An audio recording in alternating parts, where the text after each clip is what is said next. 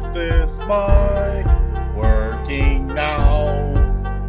Is this mic working now?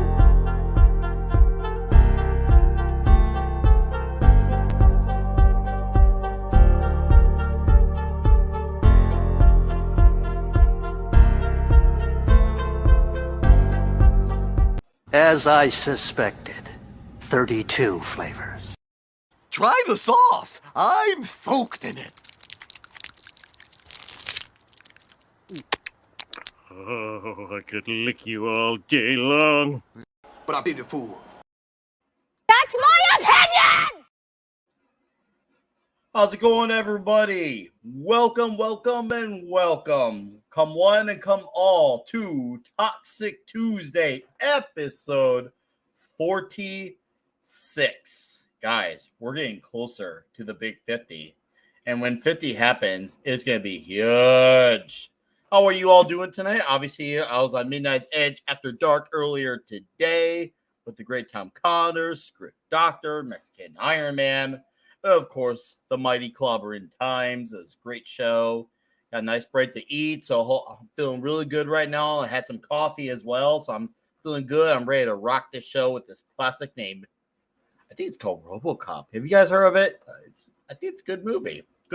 But hopefully you all are doing well. I've had a pretty good, busy day, and I hope you all are doing great. And I know there's a lot of people who are coming over straight from Midnight's Edge as well, which is great. So shout out to these wonderful faces before I bring on my panelists: Boosh McFadden, Cody Guy, Tina Bojan, Vince Womack, Brian Barth.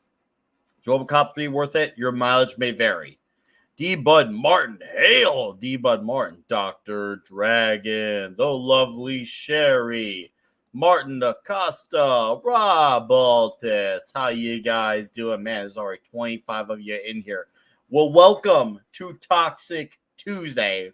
Whether you're a first timer or whether you're coming back, you are always all welcome here. I'm glad to see each and every. Hey, Sam, how's it going, Sam? The weight down. Pope Metallicus the first. Oh, man. Yeah, this one's going to be special tonight, guys. Seriously, this is something that many have requested since this whole craziness that started off as a temporary project for a month or two. Everyone was like, when are you going to do Robocop? When are you going to do Robocop? And then I had Mr. Tom Connors, I'd say maybe it was Kermit Tom in particular, kind of talking in my ears like, hey, Nick, won't you slide right in and give me some of that Robocop? And I said, Tom, I'm going to give you the Robo and the Cop. And so I'm doing that. And tonight, we're honoring that. Robocop it is, and we're bringing in our panelists, hot, swift, quick, ready, harder, longer, stronger, Dixon Vision style with just another red shirt. How's it going, there? sir? How's it going? Oh, it's going, man. How you doing? I'm doing really well, and I am really looking forward. I watched this today right after work. I mean, literally finished it about 40 minutes ago. And yeah, I had never seen the unrated version. This is what I watched. Wow. Yeah, I know why they had to edit that. We'll talk about that. Hey, Arturo Trevino, Deleted Seeds. How you doing? Well, Richard, as always, glad to have you back. You've been awesome on here. And, well, here's the main board Toxic Tuesday. This is going to be a tough one to follow from last week. So let's do it. Yeah. And coming back to Toxic Tuesday, we missed him, and you love him. A man with a successful dieting plan. Mr. Brutile Dustin of Keto Simple. What's up, Dustin? Welcome back. Thanks for having me, man. Glad to have you, man. Appreciate it. But looking forward to this one. I tried to get a buddy of mine to be on, talk to him about it when you announced this. And, I mean, his license plate is Robocop. Oh, I would have made room for a guy like that. Yeah, right. I mean, he's got an OCP tattoo on his arm. Oh, what? Yeah, dude. Like legitimate, Robocop. He wanted to change his middle name to Robocop for a long time. Yeah. Holy shit. We've been friends forever. And he's like, he wanted to be Andy Robocop. Oh, Dude, but he got the license plate instead. So, Mhm. but it was too late for him to be awake. He's such. My dude, it's too late for me too, but I'd do it. Yeah, here you are, man. You're here, and yeah, you make the things happen. Well, dude, this one will be up for your friend. Then we gotta make sure RoboCop gets a good show. So let's make this one a huge one tonight. And that 70s rock fan waste no time with a Canadian $1. Thank you, 70s. Even though you're on the show, but thank you. Was it like 25 cents American? I don't even know, but I appreciate it. I'll gladly take that quarter. Hey, I see Hail from your Muslim uncle. What's up? And I see the Sentinel. What's up, Sentinel? Nice to see you here. Phantom Outsider. What's up, guys? And now coming in hot, the man who keeps the visuals going. And also a large collection of amazing toys. Mark D with a C. Yeah, one or two toys in the room, right? Hey, what's up, guys? Yeah, and yeah, I just ordered a new Funko. So when Clobby comes in, maybe he can talk about how much he would love to have a new Funko Pop. Just kidding. He can't yell at me right now. But yeah, so great to be here. Awesome movie. Remember seeing this in movie theater as a much younger kid, and yeah, this movie just kicks ass, and yeah, it's a great sci-fi element to it too. So that's the Randy's here. Well, robots have to have fun too, right? So you know, robots gotta have a handy too, man.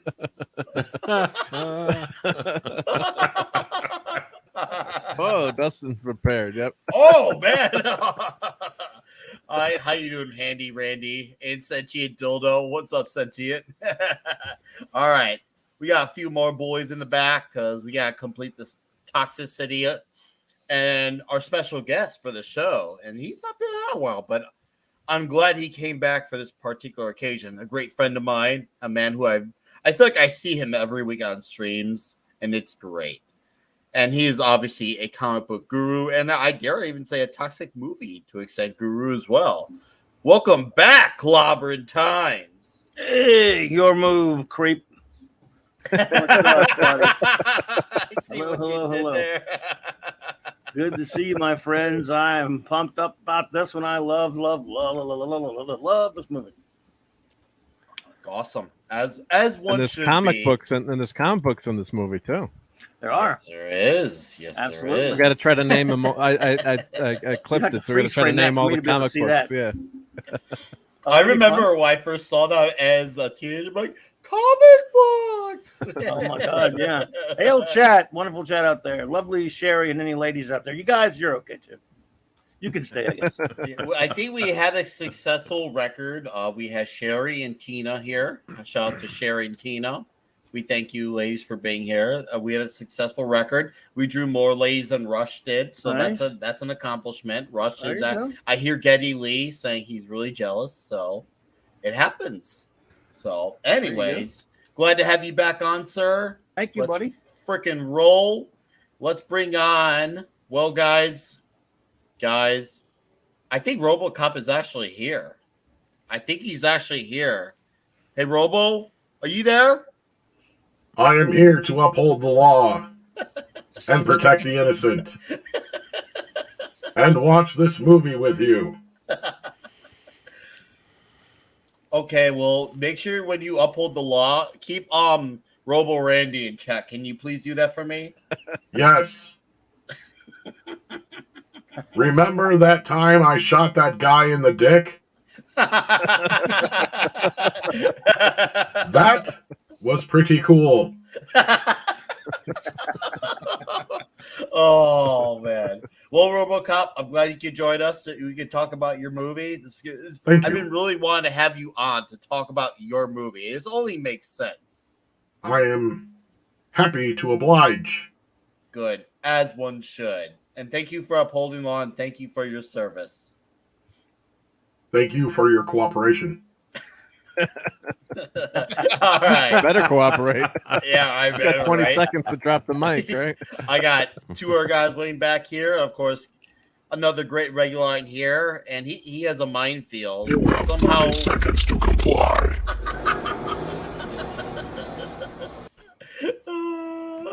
Hello, kids. Hi, Tom. Robocop! Yeah!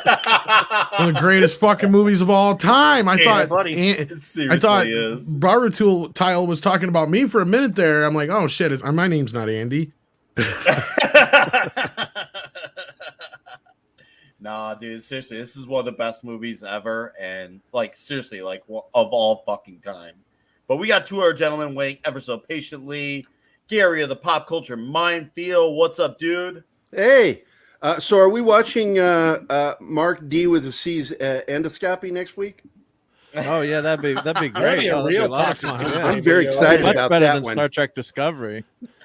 Robo Well, it is Randy's basically hand is that ready is for where that. they got Discovery from. Was Mark Probably. Mark D with a C's ass? Yeah. Our Well, continuing they don't have mission much talent. Yep. to boldly go where no YouTube stream has gone before. And don't forget, Tom, to mention you will contact the closest rape center. And what better Rape trauma hand center. besides Robo Randy to get into Mark D with a You have C? suffered a traumatic experience. I There you will go. contact the local rape crisis center. There you go. Oh, God. Don't She's get me like all quoting running up to him, like excited, and he's like, whatever. Don't get me quoting RoboCop. I'll be here all night. Yeah, I we have don't seen need this to watch movie the so many movie. times. Tom could just quote it for us. Yeah, I was gonna say Tom is the show. With this. I'm not going to Tom arrest Tom, you sure. anymore. They'll fix right. you. They fix everything. If there's one man who's applicable to work with Mark D with a C in a very special Yes. way, it is that 70s rock fan. Hell. Hail. See, you He's missed got my his hand joke out, earlier. too. I bought the show for $1.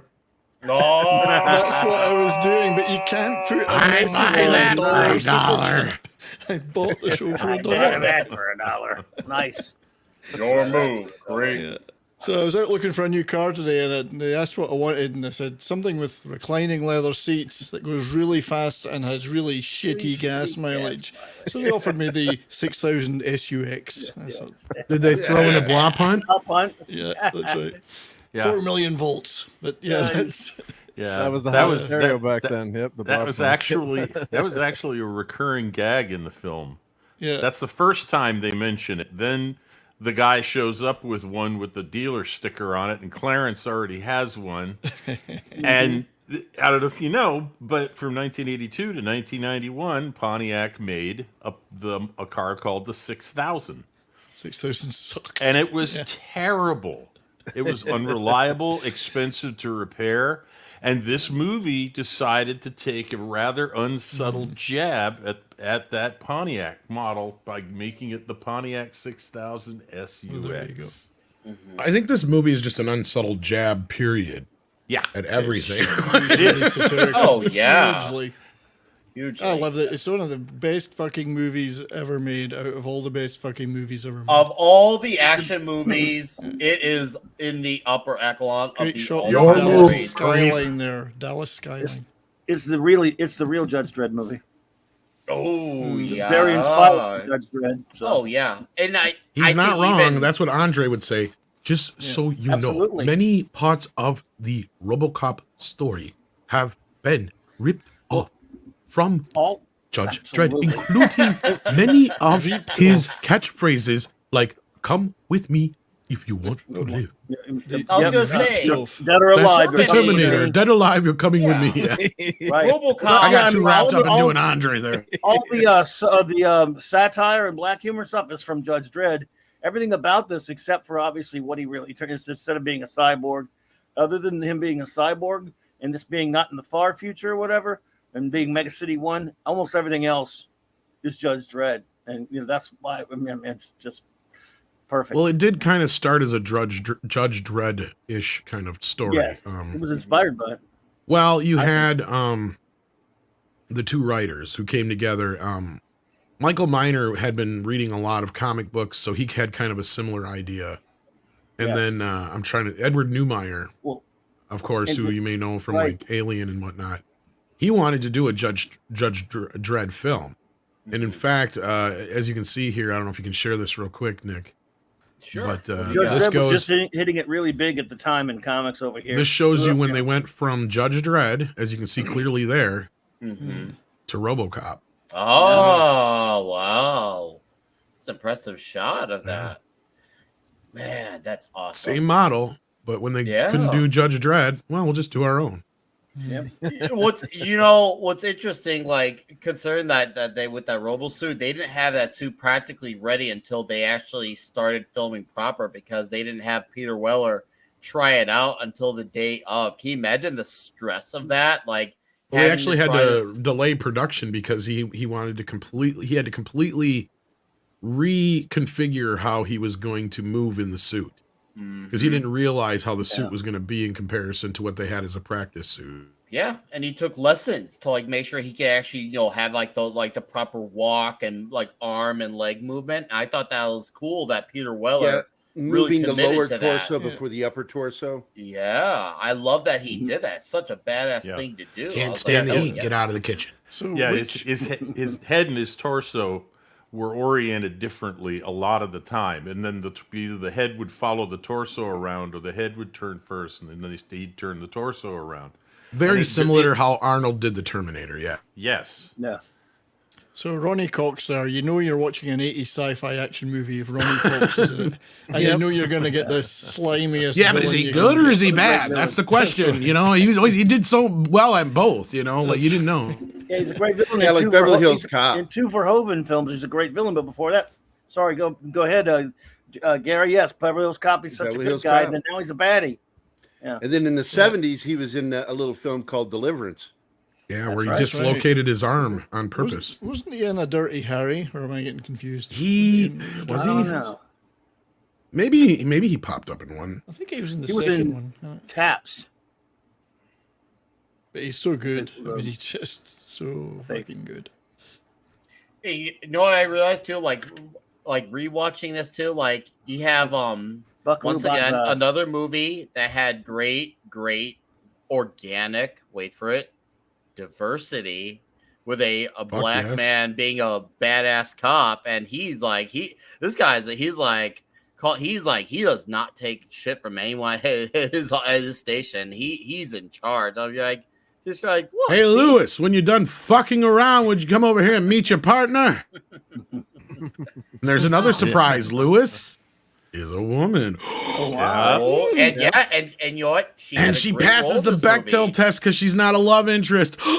Yeah. They She didn't was have just a women back friend. then. There were no women back then. What are you talking about?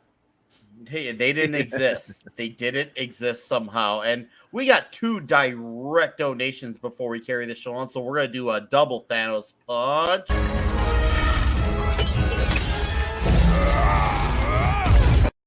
Fuck you. Kiss my grits.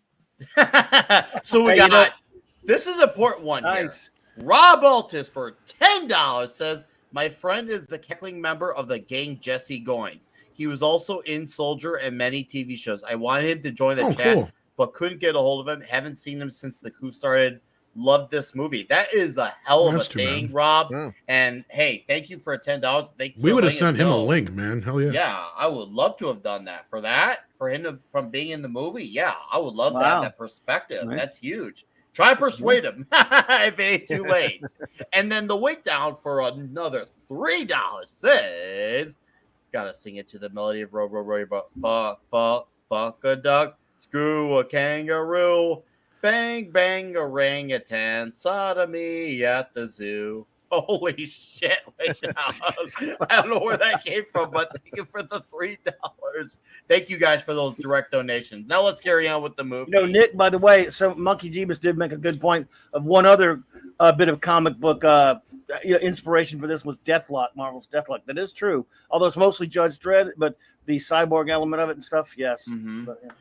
I feel like the Terminator they read comics.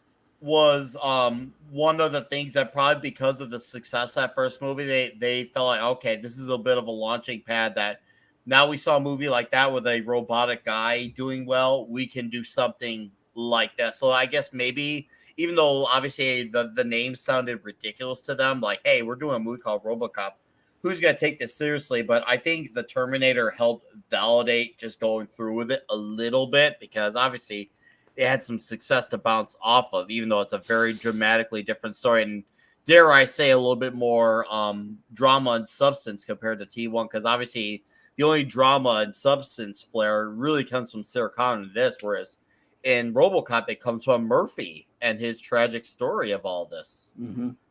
So that's where the story really works. I think he realizes he's lost his humanity. So that it's not just to shoot him up too. I mean, you really feel for the guy, and the opening is so tragic too. It's in the movie theater. Remember, like, when he shoots his hand off, and I'm like, holy crap! I mean, you don't expect them to die that brutally, that quickly in the movie. I mean, it's coming because obviously the title's RoboCop, but it was just so horrible. And then the way they have that, when he comes to life the first time, or reboots with the screen, flickering and all those scenes. I mean, everything is so well done. All the satire, the it opens with the commercials and the news anchor. Give us 3 minutes, we'll give you the world, which is a take on 10-10 wins. Very which was, today. it was New York City. It was like, give us 10 minutes, we'll give you the world on the radio. So, there's all these inside jokes and some things maybe you'd miss too if, as it gets further away from the movie. But just love the way his portrayal is just so good. You feel for the guy.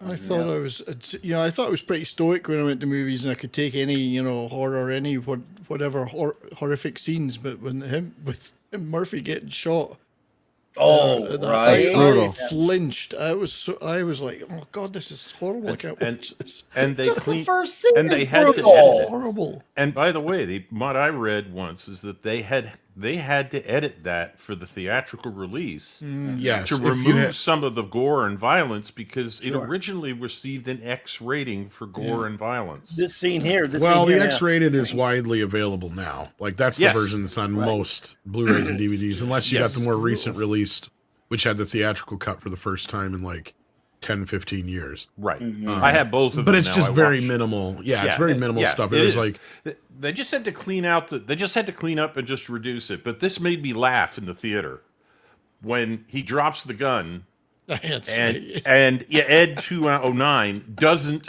stop his countdown. Pandemonium ensues. He gets shot, and he's torn up almost as badly as. That's the scene that went on longer, actually. They're all shoving him out of the way as he's trying to get. And at the end, and you'll see it, they pull the board. They're trying to stop it, but the second in command in the company, Dick. Has Dick. Isn't that a perfect name? Richard? Yeah. Dick Jones. Ronnie Cox should have played Dick Jones. Yeah. So the president, they just call him the old man there in the middle. That's all he's credited as Cox. too. Right, Dick the Jones, old man. Ronnie Cox. He's running back and forth, but I'll wait for it to happen. Phil Tippett's amazing Ed 209 puppet here, which is just... It is. Oh, This reminds me of Ray Harryhausen. Go motion animation again. Yeah. Yes, sir. I He does a remember great seeing job. this scene for the first time. Like, I knew it was going to come alive and do something. What I didn't foresee is how brutal it would be. I was just like, holy fuck. Well, and that At this speaks point- to... Go ahead. Well, I was just saying, that speaks to why this movie kind of suffered from its cut, right? Like, Verhoeven was one of those. He comes from, he's Dutch. So over there, like a lot of films, for instance, they'll add like some humor to the violence element and make it over the top, right? So that's kind of what he was doing here, and he's like, you're not getting it. It's like you're taking the punchline away from the joke, right? Because in this scene specifically, there's a whole shot, which this is the longest sequence that's added back into the director's cut, where it's a whole entire shot of the individual being shot. I can't remember his name, but it's over top. It's like an overview shot of him just being pummeled by bullets. Yes. And it adds to the joke that when after they finally get Ed 209 to go, mew, mew, mew, mew, and he's like, somebody call a paramedic. It's like, what the fuck are you going to do? Like, Right. the fucking Nothing guy is left, like Swiss fucking cheese. Like, so like to him, he was like, you're cutting the punchlines out of my jokes. Right. Like that, because he was going for this over the top kind of element to it. And He actually, I was reading something, he thought it made it worse actually by the new cut. He thought the theatrical cut was actually worse. And he's right. Yeah. it makes it a people bit more laughing. uglier and meaner Yeah. than the other one, where it's when it's over the top, you kind of play along with it, right? Yep. And I didn't clip any of those shots. You Yeah. never know with YouTube, so I didn't. Here it is. It's pretty Here it brutal. is. Yeah. Very watched good. Dick, I'm the very Amazon disappointed. Prime version. I don't know. Ed why. O'Hurley. That's don't the know what line. version that is. That was the line. I'm Dan sure it's O'Hurley. only a Dan, yeah. glitch. I've actually been in that building where they filmed that, you know. No. You call this a glitch? Not upstairs though, only And the I was ground one of floor. only In the I was ground one of floor. only 2 people in the theater that laughed at I'm sure it's just a glitch, and I figured that those were the 2 software engineers in the room. Just a glitch. Go You ahead. said Seth. being in the glitch meaning corporate boardrooms are boring though. I mean, you know. Yeah. What happened? What was work like today, honey? Well, you know. No, you know, some guy just died, got shut up really good Some by Ed robot- 209. some out of Not a control big robot deal. just shot the Nothing shit out of him. eventful. He just got brutally shot, but it was they shot him with kindness, so it's okay. The beauty of it is, look, we're kind of over talking the biggest joke of this whole scene, how desensitized they are to what just happened. Yeah. Yeah, I was gonna get into that, Tom. I was gonna because they kind of blow over it like it was like Yeah, already, like it's a movie nothing. in Like the it's just past. average day at the fucking office. Because I remember when I remember actually seeing those. I actually noticed that when I was younger. I'm like, hold up, why are these guys acting as if this is not like such a shocking thing? Like, obviously, you can hear like some of the other people who, for them, they're not used to it, but for the big boys, they're just like, you know, this is business as usual. They're used. Well, to it's their kind of people the whole being shot dog eat up. dog kind of aspect of corporate, especially corporations at that corporate time. cronyism. Oh yeah, absolutely. Now I got a question. this- Does anybody remember all the law enforcement agencies calling in to find out about the body armor they're wearing? Yeah, because didn't this actually? No, he's right. Because actually, I believe that this was some right. Kevlar body armor that they had. I think they were It using was a based costume. on. The thing is, Yeah. in the film, it's costume. Yeah, But it inspired guys to design to do the armor actual. differently. Yeah. the new Kevlar body armor that Yeah. most cops wear now. Exactly. Yeah. Yep. Yeah. And this is a setup here for something Oh we're yeah, going with to the see twirling later. the gun. Twirling the gun is a setup that pays off later, and there's 2 of them, and they both they both trigger a memory in one of the characters, and the 2 different characters. So that's a moment we're going to be. And of course, coming back. TJ Lightning is a take on TJ Hooker. Yes. Yeah. DJ Laser. You burnt the fucking money. Kurtwood fucking Smith, man, is a What a great fucking. performance. Oh my god! And Yeah. he hometown friend, not friend, but hometown boy, just like me, because he comes from real close from where I'm from. Oh really? Yeah, yeah. Nice. Yeah, but you didn't call So- anybody a dumbass in this. Dumbass. So, yeah, Where's my fucking phone call? but yeah, what a performance! Just evil.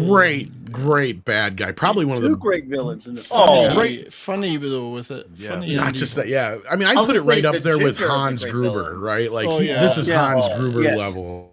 Yes. Should have made him a superstar. That's Can wrong. you fly, Bobby? Can you fly? Oh, look at that. Hey, look at You that. know, cops don't like me, so I don't like cops much. cops. I love that no matter where he's at, whether he's in a position of dominance or he's in a position where he could be dominated, he still doesn't back down. He's still he's not like intimidated like one Mark. bit to the very end. Go back 2 of them there. Because they 2 of filmed them? this in Dallas. Look, you can see the Texas. Texas industry. Industries. Yeah, they filmed this in Oh, Dallas, You and guys that are going to Dallas. yeah, they fucking missed that. They did. You guys George that are going Lucas to gets Dallas Nowadays, at they the just meetup, fix that with CGI. You'll be able to go to a lot Yeah. of these locations in goes Dallas so if fast, you're you're going to gonna the see it. meetup. Yeah. It's another funny line when they're just after this. And you fly, Where Bobby. he says, "Why do I don't understand why we got to make the money when we can just steal it?" And he says, "There's no better way to steal money than free enterprise." Yeah. Yeah. This is a great way to open this film. This film has no fat whatsoever. Like we were talking about this the other night on with Script Doctor on my A-rated B movies and B-rated A movies. And that's the thing is this script is so solid. Like it doesn't waste any time at all. Nope. And there's only one deleted Yeah. scene that I know of, and it's even debatable on whether or not you need it or not. Because you kind of get enough of well, the deleted scene, just for context, is RoboCop after he realizes who he is goes to his grave. and he sees the grave of Alex Murphy, and he destroys the headstone. But you basically get the same idea from when he goes to his old house. So it's kind of monotonous. You don't need it. It's like a tight, 95 minutes? Yeah, very tight. This movie is actually around an hour and 45. I want to say. It's around hour 45. But I think that if you want to get really technical, I think the credits are around 5 or 6 minutes, like hour 37, hour 3. But even then, it's a very tightly constructed movie because not a second feels wasted. It doesn't feel like, oh, this is a really slow or dragged down part. Like everything moves. It doesn't feel like it goes too fast or too slow. It just everything feels right. Like, and it's interesting because even though it's a very tightly written story, or at least it shows to our eyes, they did not like making this movie because they did this in like the late summer, early fall, filming this movie. And obviously, as you saw earlier in Texas, but because they were in the humidity, they hated filming this movie because of how miserable the weather was on their bikes. Even Peter Weller lost a lot of weight, burning sweat, wearing that crazy, suit. Yeah, he lost a lot of weight. Gain weight because he's got to fit into that suit, right? Yeah, right. I want to point out here, though, the one thing we're forgetting is how awesome Nancy Allen's ass is in that uniform. Yeah. Well, Nancy Allen's just an undersung actress in general. Like, yeah, she's great in almost everything. She's even in Poltergeist 3, she's great. Oh yeah. Plebs. Look at those hips stick out, man. She's got. And I guess. I can't remember if it was her. What a fall she took here. I remember. I guess at the last minute, Paul Verhoeven decided to cut her hair. Yes, they did. He did. That was a last minute decision because she had already come off from drastically different roles, and he wanted to give her a different look to like separate her from what she was already known for at the time. And I think part of it was to sell the joke in the beginning too, because you expect her to be a guy until she takes off that helmet. It worked because I remember when I first saw it, I actually thought it would be a guy. And man, you want to talk about amazing. Oh, and I wish I remembered this actor's name because he's in The Offer right now. He's in a lot of stuff. Oh shit, I can't think of his name. Yeah. Does he still have that hair? Yes, he looks almost exactly the fucking same. His name is Paul McCrane. He was also on the Paul McCrane. Yeah, I was gonna say he hasn't hardly aged at all. Like he looks almost he still looks the same. It's weird. Paul McCrane. That's right. Man. Well, he gets melted down. Yep. All right, he's Jack Ballard. He's in The Offer. He's old. Obviously, so much older now. He's the one who get the fuck off my set. Get the fuck off. Oh my god, yeah. When is the next episode? I gotta fucking watch that. I guess it just got dropped today, didn't it? Yeah, we were talking about it on me. Well, Script was saying that he already got an alert that it dropped tonight, unless they got it early up in Canada. I was going to check after the show. That's probably what's going on because I'm gonna go and have a look. It's not dropped for me. Didn't drop for you. That's all right. Well, before we talk about things that drop, we got a few super chats. We got a few super chats and a direct donation.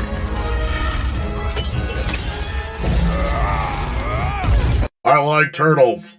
And we got for $10 RC from the NYC. What's up, Nick? What's up, panel? What's up, chat? Hope everyone is well. And yes, I'd buy that for $1. I'd buy that for $1. And then for $1.99, your Muslim uncle says to hear Tom say drop it in Robocop voice. Well, Tom, drop it. There you go. Drop it. You got it. And then Mad Your Mardigan. Move, creep.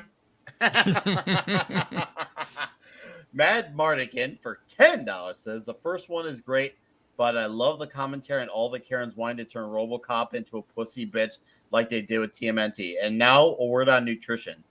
Bad language makes for bad feelings. Yeah, that's from the second film. The second one had a lot of great stuff. I really like the second one. I kind of like the second one too. Yeah, I like the second one. Now, the third one I don't like, but there are some issues with the third one. I'm sorry, with the second one there are issues, but there's still a lot of great stuff in the second. Oh yeah, one. there's a lot of great the stuff. third one has a whole history of issues with it. The first it needs to be pointed out that the second and third film were written by Frank Miller.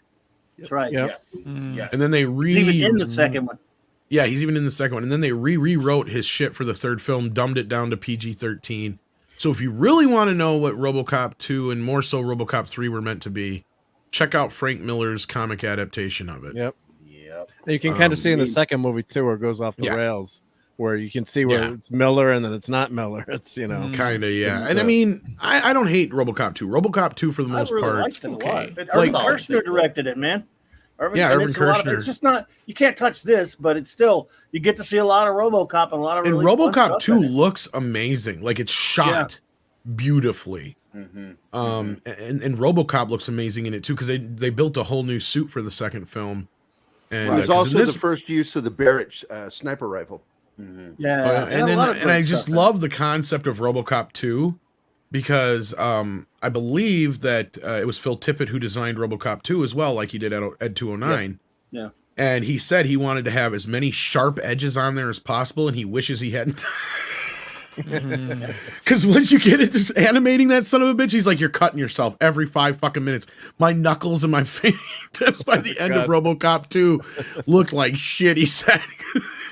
Because, you'd move the piece and knuckle jam into some fuck. There's pieces breaking off all the time and shit, he said. He's like, it was one of the most complicated designs he ever created. Yeah, Kershner did not pull off an Empire Strikes Back, but someone's asking with RoboCop 2, but it's still really good. And, it's definitely a worthy follow-up. Yeah, it's worth good. it. You could skip 3 and never to be seen or heard from again. Some things just need to fade into obscurity, much like that remake that doesn't exist either. We don't talk about 3 and we don't talk about Drop it remake. like it's hot. I'll actually make a bit of an argument for the remake. I rewatched it recently, Come on, man. and I didn't hate it. It's not bad. The guy who plays RoboCop in that movie, I really liked him as an actor. Joel Kinnaman, Joel Kinnaman. Yeah, because he was in the Flag Killing, in the and I thought he Suicide did a Squad. good job in It was a that. good choice. It's so unnecessary.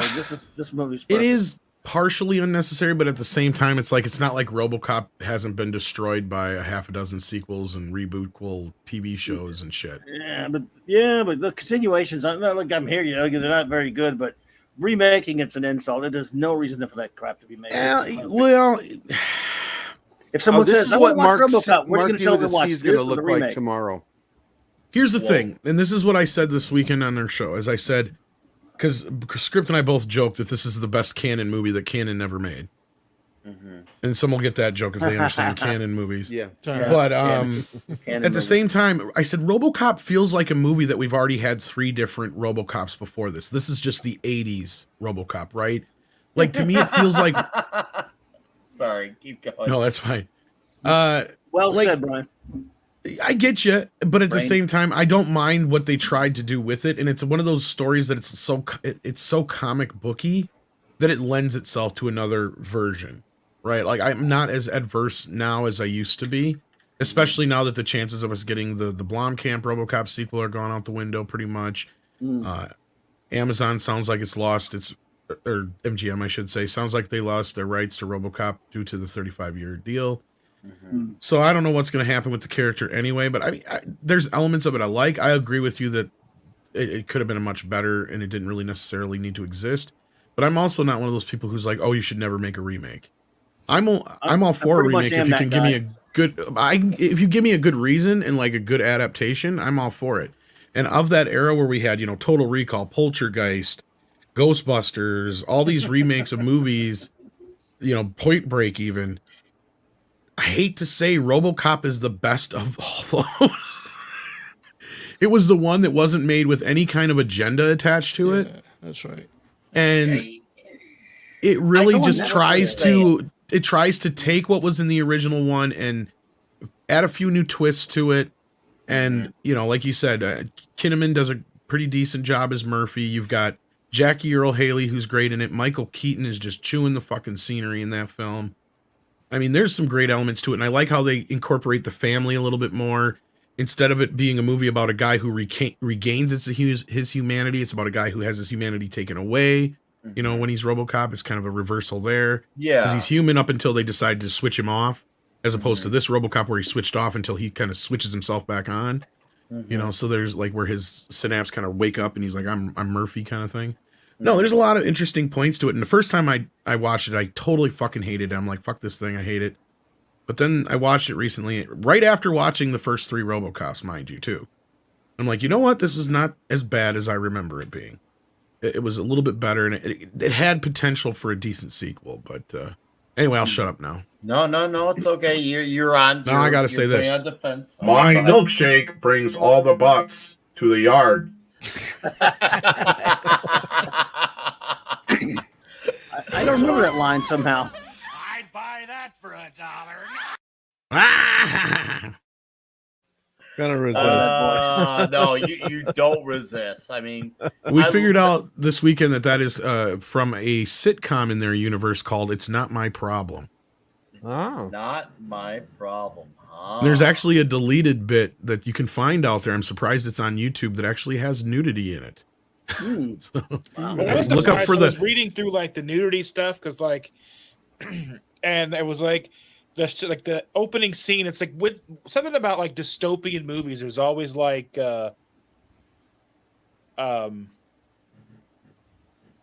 co-ed locker rooms for some reason in dystopian movies. You know what I mean? well, they predicted that in the future, right? I think that's a Verhoeven thing, just in general. Yeah, probably so. I mean, because like Starship Troopers. That's what I mean. Like, yeah. Yep. I think he's just like, in the future, everybody will shower together. No one gives a crap. Right? I can't wait for the future. Don't worry about that. More blood, more blood. Well, I mean, now we're kind of getting to the gender neutral stuff. So maybe we're moving that way. Who knows? Well, he was smart. He envisioned a future where general neutrality kind of was a thing. And guess what? They didn't make a big fucking deal out of it. No, everybody just treated people like fucking people. Yeah. It should be noted here that Miguel Ferrer is actually really good in this film too. Oh, he's awesome. Yeah, you're right. We didn't give him enough props, man. I fucking love that guy. Best buddies with Billy Mummy. Best buddies with Billy Mummy. Big comic book freak and wrote a comic book for Marvel Comics. You're gonna be a bad motherfucker. Hold on, which one, Clobby? It was called Comet Man in the 80s. He and Billy Mummy wrote it together, and he was a huge science fiction fan and comic book geek and everything. Nice. There's even a famous picture out there with him and Billy Mummy with a picture with Mark Hamill in it. Mostly Mark Hamill, Jack Kirby, Stanley, a bunch of other comic book people in it. My cameo.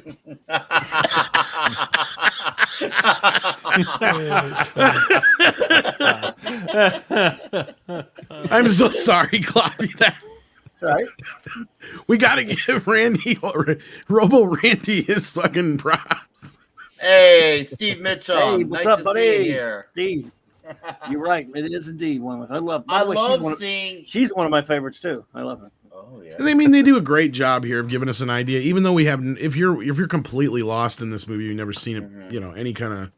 I have no idea what you're getting into. They do a really good job of getting you into this slowly but quickly, as we talked about before. Like, we're getting the idea that a lot of time is passing here as they're putting him back together, so it's not like something that happens overnight, right? You know, and things of that sort. And they do this great job of building Robocop up, and we don't get to quite see him in his full glory until the first time he heads out on patrol, right? Like, you always kind of just get to see him diffused through some kind of, you know, you get to see a little bit more, and then a little bit more, then a little bit more. They do a great job with that here. Absolutely. So it's like Jaws. Yes. Yes. Yeah, but all in one sequence. Right. Exactly. Yeah, he has an extended entrance.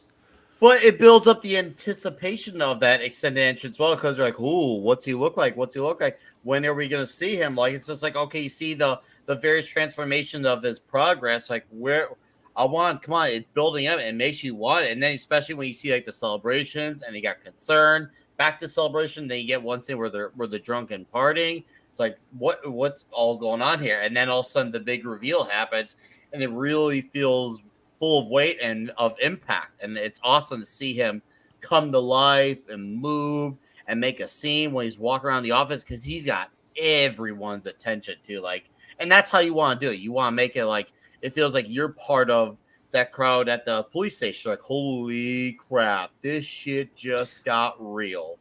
Can you recall why they wanted to use a human as part of the robot? Like why Miguel Ferrer? Because Ed Ed 209 couldn't process. So they felt a full computerized robot was too. Could think on its feet a little bit more. Yeah. Okay. More brain power. Yeah. Yeah, because the only part, because to be clear, the only parts of Murphy that are actually there, because we find out, you know, he said total body prosthesis. Remember? Well, it's basically his face. Yeah, it's basically his face spread over top of an endoskeleton like the Terminator. Right. And then his brain is in there, and that's it. Even in the second one, when he tells us when he meets his wife, and he says, "Look at me," So they made this to honor him. He's trying to tell her he's not Murphy. Of course, this Exactly. isn't entirely true. Now in the remake, they have a lot more of him actually be human, but Of course they Let's did. just have this account. That's definitely the standard nowadays for this type of movies. Have the mask on. I don't know about his have heart. the Did they human mention his part. heart?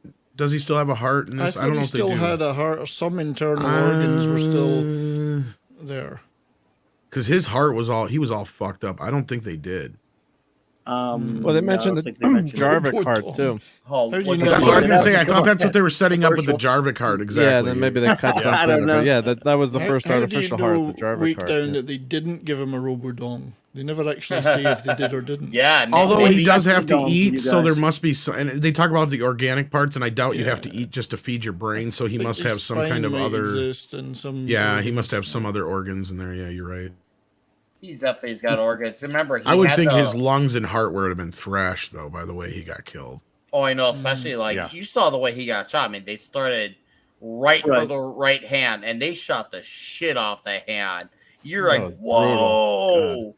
Like Well, I and we said, know Bob got rid of his other arm because that's what they said. Said lose Yeah. the arm. Yeah. Yeah, he told him Lose to the take arm. it The off. Yeah, arm. idiots. yeah, because the lady is told- trying to like say, "Hey, look, we could save his arm." They're like, no, He no, did The save it. arm. They He did save it, and then Yeah. she said, "Chop it off."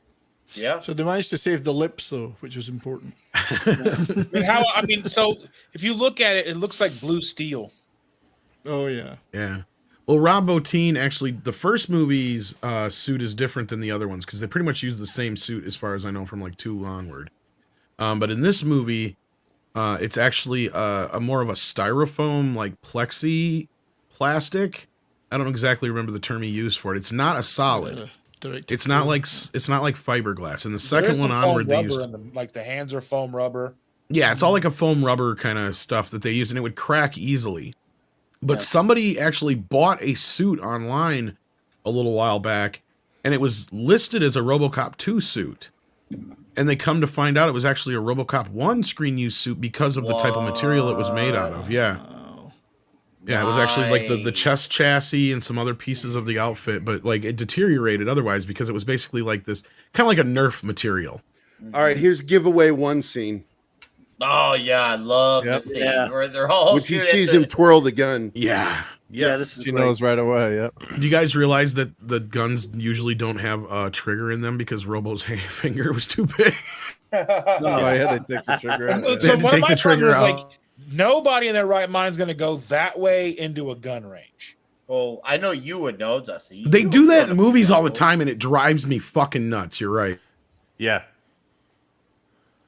All right, go ahead, Dustin. I know you. Oh no, you're you never gonna know go about down this range. stuff. You go back and over. Exactly. Right. Yep. Oh yeah, oh yeah, the flip. That's you, Oh, Nick. was that my thing? Oh, Dick, you're fired.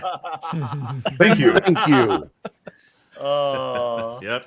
We got to go all out for RoboCop, right? So And I know, as you they said. did it to be cool, but like that kind of like 3-round burst handgun would be so impractical. He'd be reloading that damn thing like every third shot. He's got well, does he plenty have of ammo. bullets in his? Does he carry? I always wondered, like, if I he had think he bullets carried with his ammo in arm his or legs. leg or something. Or Well, I mean, you're 'cause right you though. Yeah, figure, you go like, out pretty especially quick. Yeah.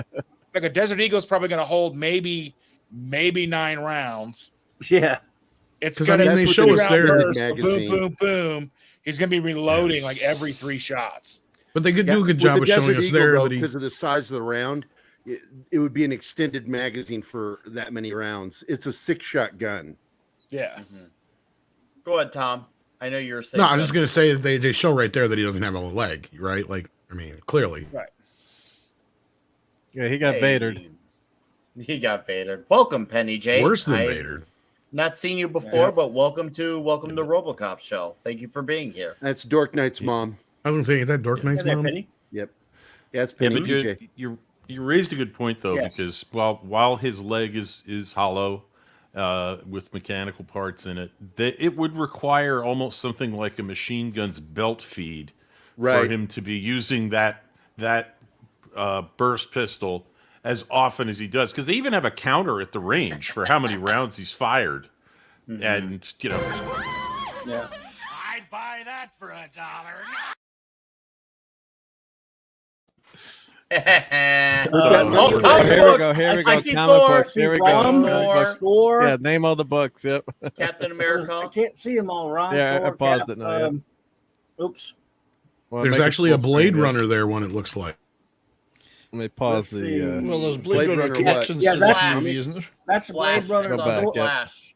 Yeah. I saw the And that was Flash. that Blade. And the thing is, they just grabbed a bunch of comics because that Blade Runner adaptation was many years earlier, obviously. I was gonna say, I think so.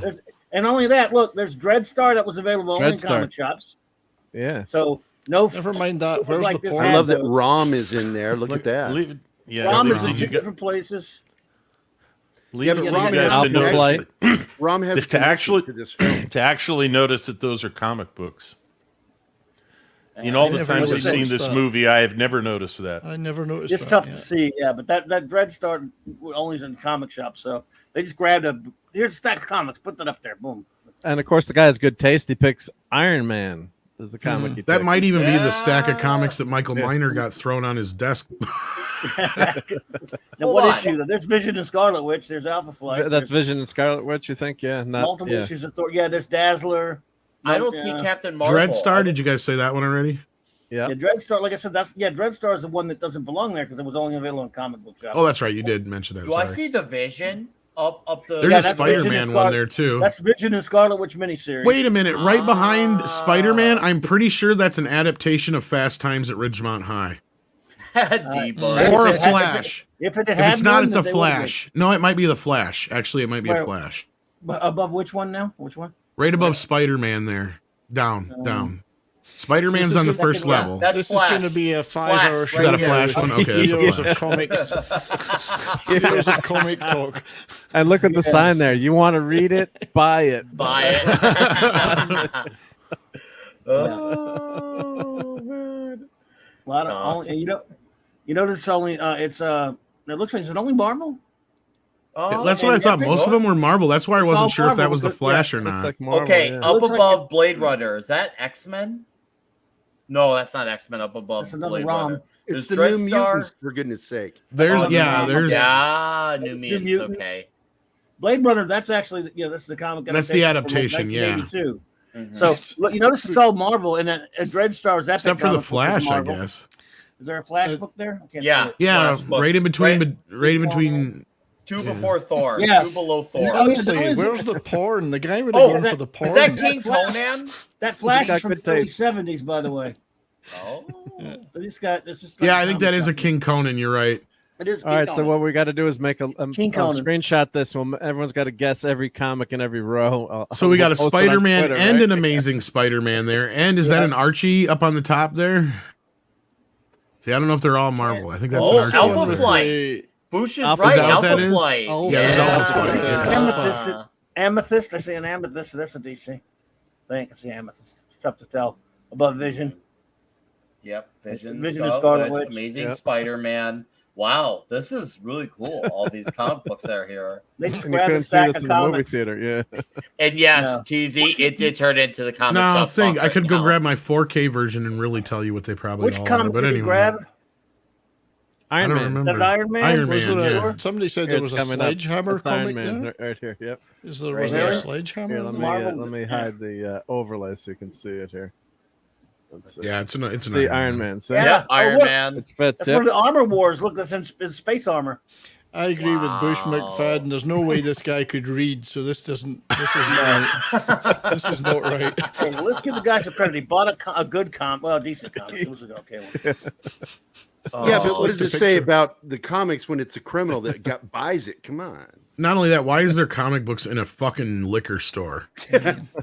Normally, Dad loves everywhere. comics. It's a dystopian future. Here you They go. couldn't have Ebud porn knows. mags. Iron I Man wish they number could. 142. And by the way, Tom, I'm I sure he mean, would know. let's give some praise to Basil Polidares, who did the music. Oh, I Oh, love Oh it. yeah. Oh, brilliant fucking score. Yeah. Such a memorable score, too. Yep. It sticks Is it with really you. a It really sledgehammer? It's does. up there with his score for Conan. Agreed. Yes. Ah, Yeah, look at my yeah. tanks.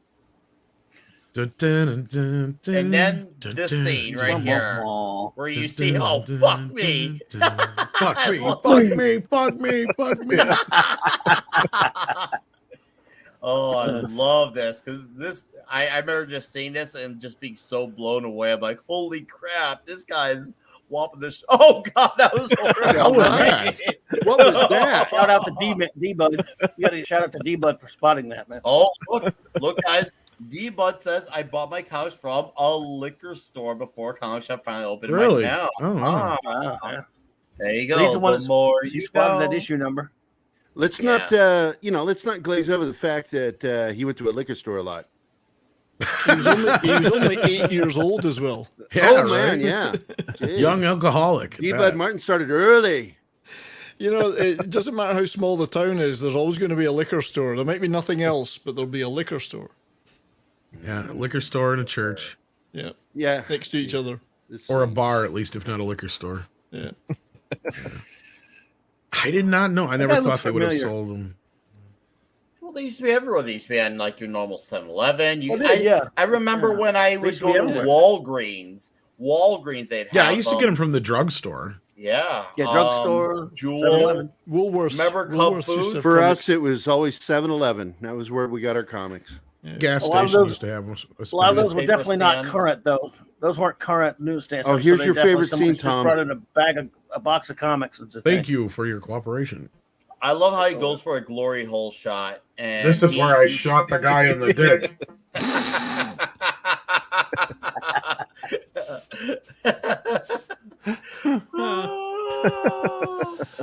We don't want your bag. Delta City, the future has a silver lining. It's such a I don't think so. I Well, I always want thought to point out that I had I'm not going to call him a friend. He was a guy I knew that actually said, watching this scene, that's not how you rape somebody. Oh my god. what the Jeez. fuck? Wow. I know, it Was a freaked little, me out too. over I'm the like, top. what the fuck, dude? I actually have an alternate cut of this scene. Hopefully it doesn't get us in trouble, but Well, let's just do it fast.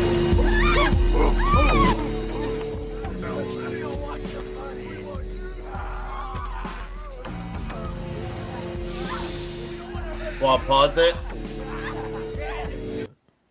Just so he can obviously. So yeah, we're already saying obviously different. Just I think that'll help. I don't have it monetized either. I don't have this monetized. So this is the alternative, Tom? yeah, that's the alternative version. Down there. Maybe kill the music or. It's kind of they put music over top of it, so it's like. Oh, they put music. Oh, to help, but yeah. Do you hear that? Yeah, it's like not the real music. Yeah, this looks Not like even the close. director's cut. Yep.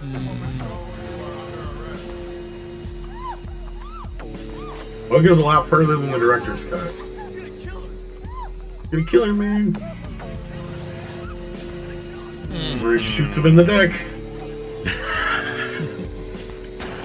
See, he assumed her gender, that she didn't have a dick either. Right.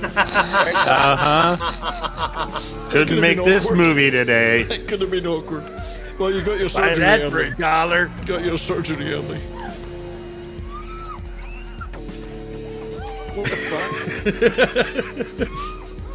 Oh, that's the alternate.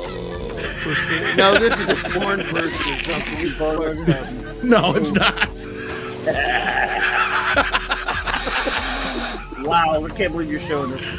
I know, I've shown it before. We didn't get in trouble, but Criterion edition. this is actually Robocop the remake edition. It's where fans get together and do their own remake. Oh my god. Oh yeah. Fuck up, dude. Did I need to change that to 18 Wow, plus? dude. This just keeps going. Yeah, maybe 18 and over now. Yeah. Yeah. Yeah, You guys have never this is seen 18 this before? plus. No. No, never seen this.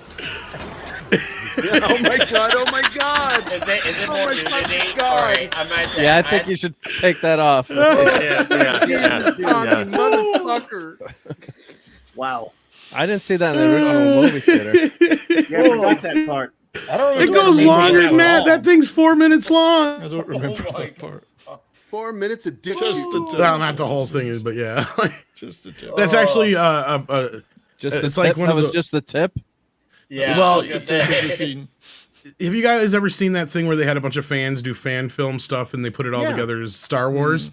That's what that's actually from. Oh wow. They did a gotta version of it for check this shit RoboCop. out. Yeah. Crazy. They did a good job on that part, though. No, it Yeah, looks they did. accurate. It's the Criterion edition. It's from the Criterion. Not in the Criterion edition. Why am I not surprised? Oh, it just gets more absurd than that. Like, Oh man. Whew. Yeah, another one bites it. Uh-oh. Did we get nuked? No, don't think so. No, no, I've played we're it good, before, we're man. good. I've We're played it good. before. I just wasn't sure if that's what if Sentient was fucking. Because Sentient, you can never tell if he's being serious or he's fucking with No, it. I'm watching the stream and Okay. it's still going, mate. Still going. Okay, cool. I'm just gonna wear a cup for the rest of the stream. Though. That's right. I don't blame you on that one. Man, you got a lot of thumbs down on that one. Wait, are those thumbs? Are those thumbs? I don't know. Thank you for your cooperation. Good night.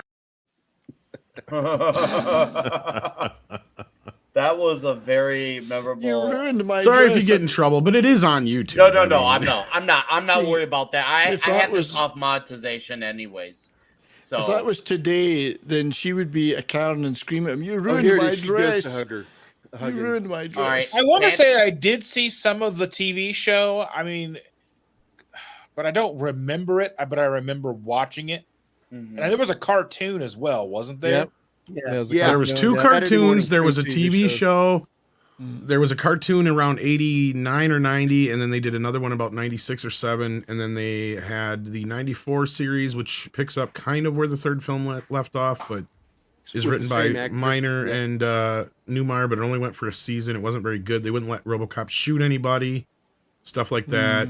Mhm. Yeah. And then they had a mini series called Prime Directives, Yeah, I which like is that. something remember most that at people all. remember. It was a 4-part mini series where they actually had a remember it black at all. RoboCop as well in that one. And then it kind of just laid dormant until they did the remake. Yeah. Where the fuck was this show that you're talking about? I don't know. Prime Directives. There's a Canadian production, I think. Both of them actually were. I Yeah. believe the original show was syndicated, and then I think Prime they- Directives was actually, I think in the U.S. it showed on Sci-Fi or something like that. It was Sci-Fi, just a yeah. 4-part miniseries or whatever. Yeah. It was sci-fi. Mhm. Yeah. It was pretty I love decent, this thought. scene. He not only did he pull up, but he went past the line, for that only like authorities can go through. He just walks in there, takes charge, and yeah, this guy made. I Keep remember him like thinking talking. keep him talking. This guy makes the silliest demands. Oh, I want a nice car. Dumb crap. One that gets really shitty gas mileage. I was like, what? Like a 6000 SUX. Yeah, like that. I was just Whatever like, you I'm want. like, Maybe we'll even throw in a blow punt. a bunch of like, man, this guy is like, this is like this. He's doing all this crap for that. Like, it's just like this guy is an idiot. He's making this whole scene where the news comes out, RoboCop's to come down and beat the shit out of him. He did it all because for cars and 6,000 shitty gas. Doing his Black job. light stereo. Well, back What in the about day, they cruise used to have- control? Does it come with cruise control? yeah. Remember when they had the removable stereos and everyone's stereo was getting stolen and you could take Yeah. just Oh, the yeah, I had cover it of the top part with you. So yeah, Blaupunkt was like that was it. You know that stereo. If you had a Blaupunkt, that was cool. I knew- love thought when they he's were giving making him all that up. I never heard information. The term guy before. yells, "Don't jerk me off!" Oh, the funny thing I read about this this whole scene is it's people in body paint. You are correct when- because they didn't know that because even though this thermal. movie came out after Predator, they were shooting Predator in this roughly around the same time period, so they didn't know that technology existed yet, like they used it in Predator. So you're right; they actually did like a special camera technique with painted people to make that like same kind of whatever you call it, the heat sensitivity, Infrared, yeah. infrared. Thank you. It's called thermal. Thermal, yeah. Because I believe in Predator they actually just used the actual Yeah, they use the Thermal thermal cameras. technology. Yep. You guys. All right, fine. I'll read them real quick. Let me get to the super chats. But before I get to RoboCop. them- What is he?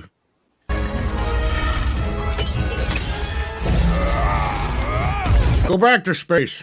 All right, we got a direct donation from the Bake Down for $2. Says panel question: Would you rather live in RoboCop's Detroit or 2022 Detroit? I'll take RoboCop. I'll take RoboCops any day. RoboCops. All right. Yeah. Landslide. Not that that should be something to be proud of, but we'll go with that thing for the $2. And then we got Eric K for $5. Says, that's Sonny's rock fan. One of these days I am opening my bar and casino. Liquor up front, poker in the rear. Whoa. Oh my God. Any advice for the kids, RoboCop? Oh yeah. Yes. Stay out of trouble. I laughed so hard the very first time I ever saw sales. It's like, that is the light. He says, stay out of trouble. Thank you for your cooperation. Good night. I think I clipped that one too. I gotta find it. Yeah, stay out of trouble. Toxic Man flew for $10. Says, glad I had the stream on the big screen, so Mrs. Flu and I saw all those dick shots in 4K. along with the people walking past our floor to ceiling living room windows. Awesome. I'm glad I could contribute. It's nice to share. That just made it worth it. That instantly just made it worth it just for that. And then Toxic Man flew again for another $5. Says, it shall forever be known as the Great Detroit Wiener Show. The Wiener Roast. Oh, imagine that South Park Wiener song. I gave it to us. Wiener, John Landis is in one of these adverts, and I'm trying to figure out which one. I don't know. This Is that was- him with a beard? Did this look like Battleship to anybody else? Yeah, I was making fun of Battleship. Hilarious. Only now I can see a game like this. Now, what did you ask? 70s? John Landis is meant to be in one of those adverts, and I was trying to figure out who he is. Now really? that looked a little bit like him without a beard. That wasn't him, though. No. Well, I got to I tell did not you, know Landis helped start the parody Well, commercials with Kentucky Fried Movie. Yeah. Well, I know. I love that movie as well. I've never Oh, yeah. spotted I remember- him in it, but he's supposed to be in one. I've never seen him. I'll have to, pay more attention. I didn't know that. I know John Glover's in the second film in the Magnavolt commercial. Oh yeah, the opening commercial. Magnavolt. Lethal response. A lethal response. 4 million volts. That's an opportunity president. For $1. Yeah, I love this. Oh, you got the magic pickup pass to the executive washroom. Executive washroom, yeah. You know, Boosh, you might be right there. Yeah, the neighbors probably do sign and say it's just nerd because they're probably used to Toxic Man Flu having a panel of dicks around. So Well, that there's does always a make dicks sense. in there. Yeah. There's always You dicks know, around Tox. When I was younger, we had pet names for the old man, too. Lead butt. Asshole. We always knew there was a line. And you just crossed it, buddy. You fucked with the wrong guy. This guy. Sorry, I love that scene with Rodney Cox. You're good. And I love how that guy just pisses all over himself, too. He's just like, yeah, I gotta get the fuck out of here. I gotta get out of here. For good I gotta reason, you sing. find out later, right? Yeah. And he walks His out enemies without washing his disappear. hands. I know, that's terrible. Such an unclean, unsanitary man. Executives. And then there's the dick. Joe. I'm cashing you out, Bob. I love that line. I Yeah. still have that. I'm cashing you out, Bob. Can't everyone just get along anymore like this? Yeah! Oh, Mad Martigan's watching. Mad Martigan's watching. There was always respect. I always knew where the line was drawn. You just stepped over it, buddy boy. You know, even though he's, I guess you could say I he's had a guaranteed military sale with Ed 209 parts for several years. Who cares if it worked or not? That's right, yeah. he's Definite a corporate cliche- attitude, right? Yeah. Yeah, he's a cliche corporate villain, but he does it so well. His I read it delivery, 25 his years. dialogue, Actually, he's a very memorable character. You're like, oh, there's that crazy. Even if you don't know his name, you're like, oh, that's that crazy millionaire guy. Like, they're he's all memorable. He's deep. They're all cliched corporate villains, even in the second movie. Oh Yes. yeah, they are. What's they hilarious are is in the so third over film the they get top. bought by a Japanese company.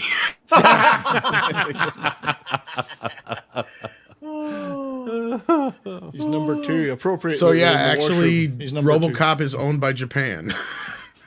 Yeah. Wow, imagine that.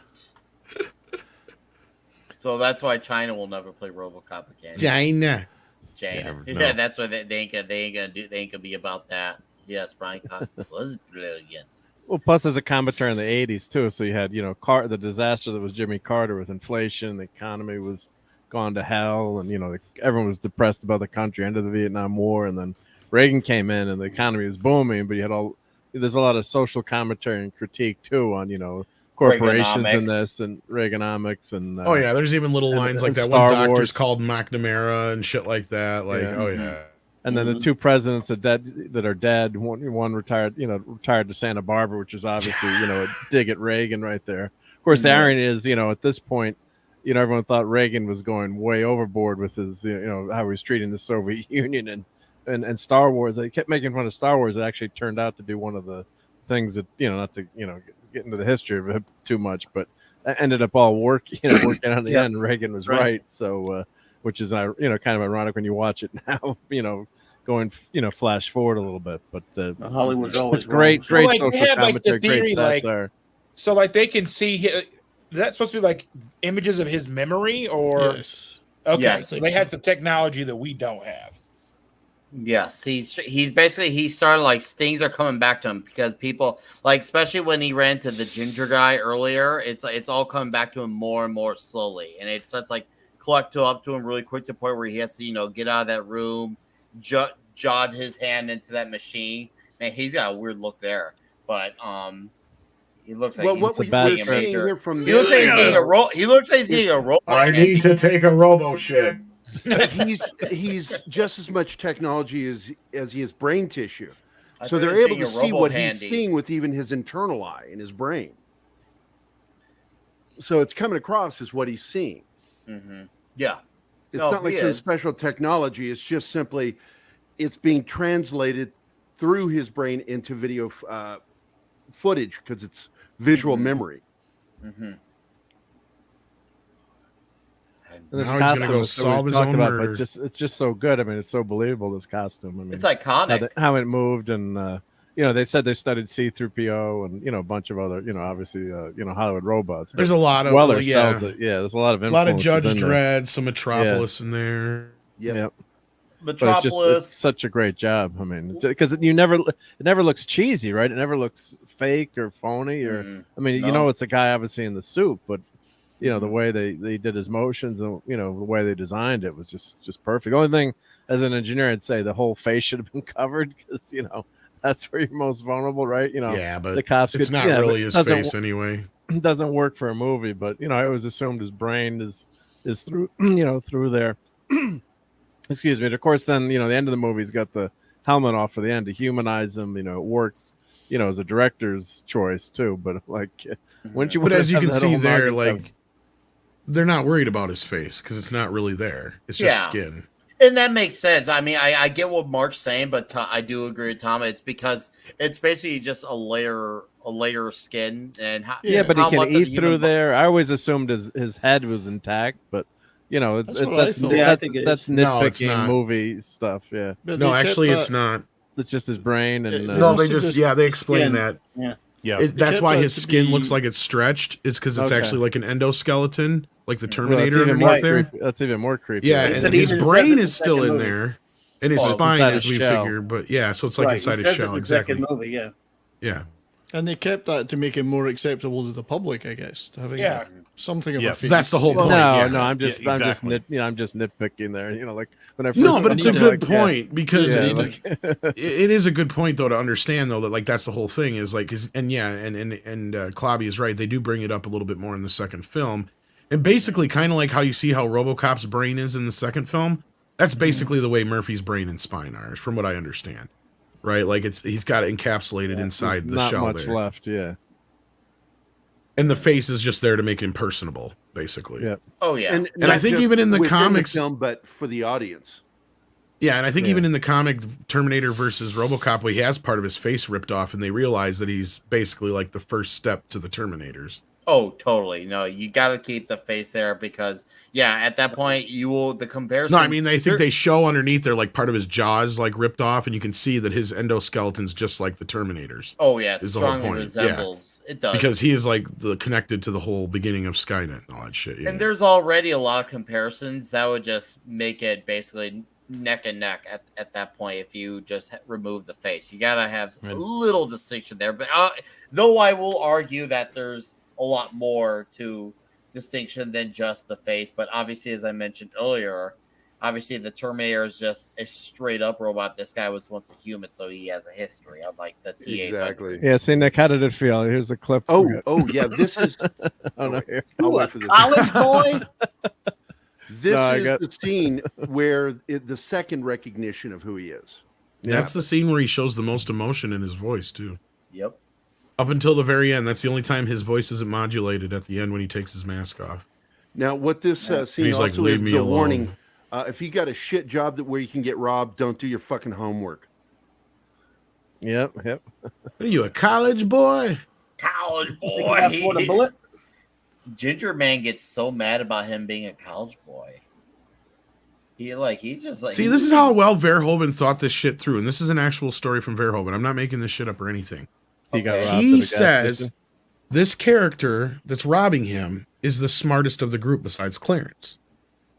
So he is picking on him because, and he figures out, like, he notices right away what he's doing, right?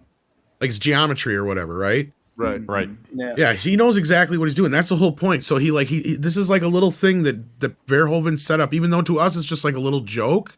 Mm-hmm. This was like a big deal to him. All these little characters that are in the movie, he made sure they had little things to do and reasons they're there and they're connected. Even like the people in the store before, right? Like he talked about how they even had their little story of how they were, a retired little old couple and this was their dream job. And, that's the thing is he put so much thought into every little bit of this world. And I think that's why it feels so real. Like Star Wars, right? Plus this guy is smart too. The price of gas today, shit. You got to run the gas station, right? Think you can outsmart a bullet? So yeah, the whole point is though his aggravation comes from he's jealous of this kid, right? Yeah. So that's what he told him in his motivation here. Yeah. What was gas prices in this? Did I think it's like 90 some cents. I think it 90 was. cents probably. Well, this was before this would have been just before. I mean, even though it's supposed to take place in the near distant future in the movie, this would have been just before Desert Storm, before the first gas hike in the late 80s, early 90s. Yeah, good. Right. Number of years. I 87. remember in high school, one point. I graduated 86. The gas Here it was is. Look below at that $1 a face. This gallon. is the second one. Yep, this is when he realizes I know who you are. Dead or alive, you're coming with me. Dead or alive, you are coming with me. I love it because then he realizes that's not just anyone. I love his expression. He's like, "Oh, great acting. And that makes it makes sense for him to be the smartest in the bunch in the gang besides Clarence because he is capable of remembering that voice and that line from the raid where they killed Murphy. And that's what he says. We killed you. So now what he's seeing is a ghost. yeah." And it's freaking him out. Yep. I love this scene. Like, even though he doesn't get the kill on it, it's just that once again the expression and how he goes crazy rapping because he's just like, "What? No, you're supposed to be dead. Like, what the hell?" And yeah, I love it. And then Murphy loses it here too, so that's shows you his humanity, right? Because he glitch, quote unquote, glitches almost right for a minute. It thought it was a little game. Yeah.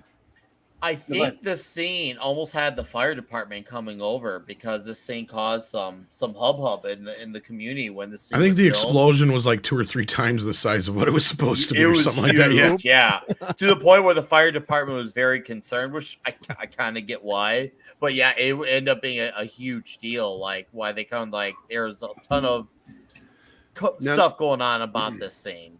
Now I want to point out, not to be the science nerd in this class, the liquid isn't what's flammable. It's the fumes that come off the fuel that's flammable.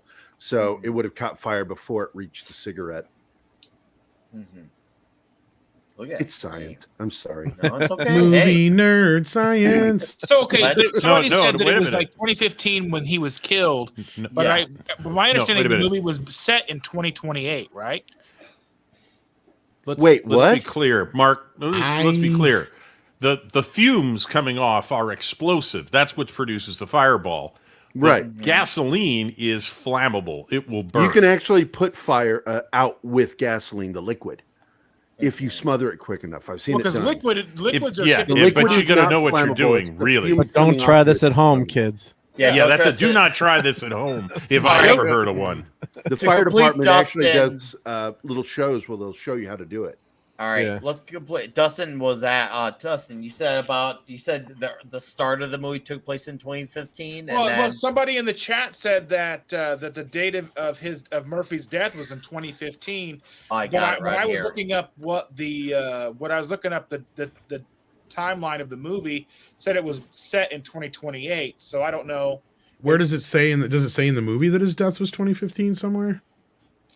Wouldn't it say when he was killed when he's looking through the files? All right, That's what I was Chad, help thinking, us though. out. Help us out here. I don't remember seeing get, it, but- Let's get to the specifics. Because I always on heard this. it was just kind of referred to as the near distant future.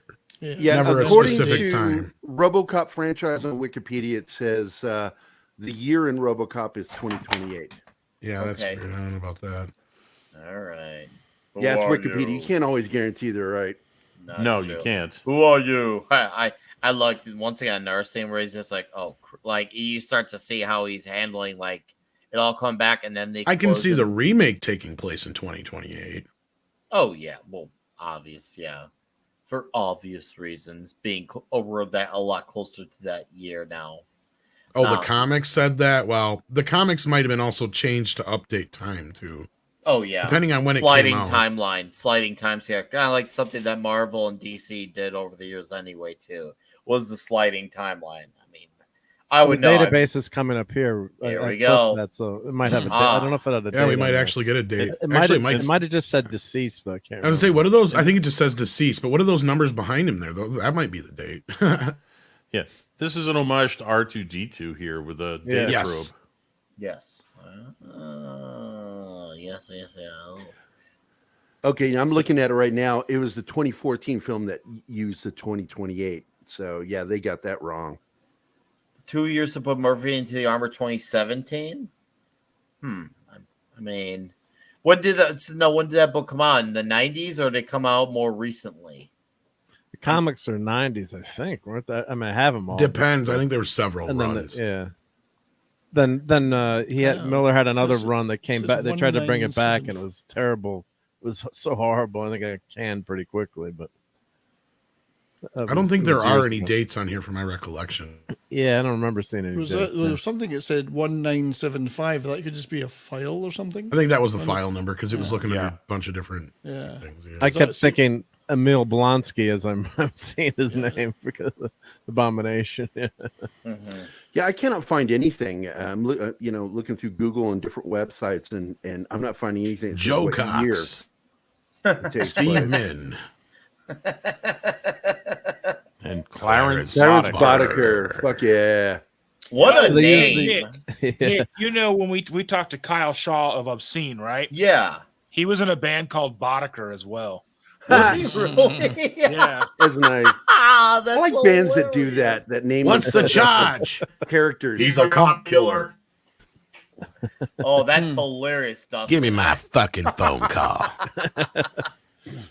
And the movie wasn't set too far in the future, but they used I mean, it says like distant future, whatever. So you figure like 20 years, some the 80s, I guess, or but they used a Ford Taurus. Like it was pretty smart too, because that was a really.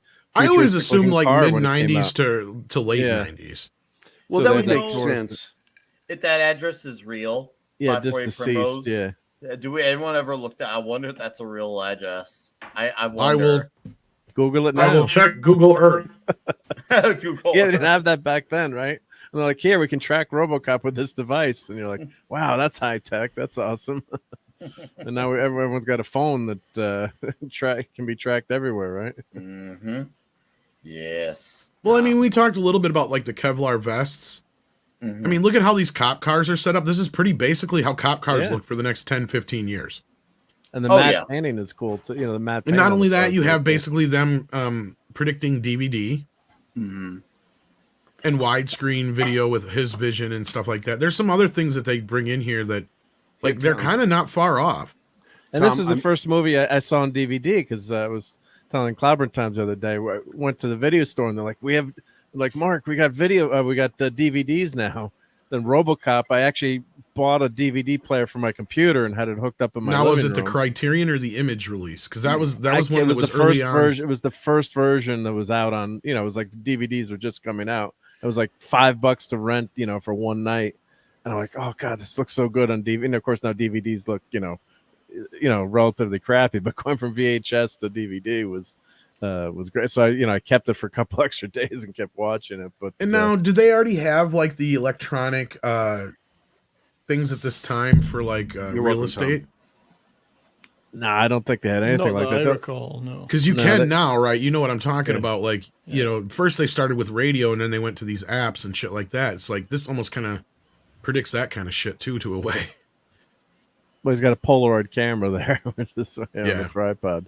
But they did a good job of predicting the future. I mean, it looked like it was in the future. I mean, it was well done. But and all the sets and the design and it was on a budget too. I mean, they didn't have a ton of money to spend on this movie. So yeah, they only did this in like 3 months, I think, around 3 months. So like they really had to like crunch down with this and consider that everything. Well, most shootings, film shoots are 10 weeks. So 10 weeks. Yeah. Well, considering okay, they just managed to do it with a very low budget, and Rob Bottin is good at that. Mm-hmm. Yeah, like that was so cool having this, like robot in your house that would, be the real estate agent. I mean, that's it's believable when you watched it back in the 80s. Like, oh yeah, and that's now basically how it works in a lot of cases. Yeah. I just thought of it. What our movie had those futuristic TVs. Demolition Man did. Demolition Man had those type of TVs too when they were in the future, because you'd go to all those rooms and those type of TVs would be in there. I remember those. So, I've never read the Robocop book, but according to the interwebs, it sets it in between 2043 and 2044. And the reason there you go. You found the reason something. they know that is Sylvester Stallone dies in the book, and he was 97. And his last film was Rambo 38, Old Blood. Old Blood. But it was a good movie, though. So that's the book. I mean, that's not the movie, but that's the book. That was probably based on an earlier script, too. He had an unsuccessful brain transplant, and that's why he died. 2044 is my year I can retire. By the way, I wonder. Love when he knocked the gun out of his hand that some girl dancing catches it.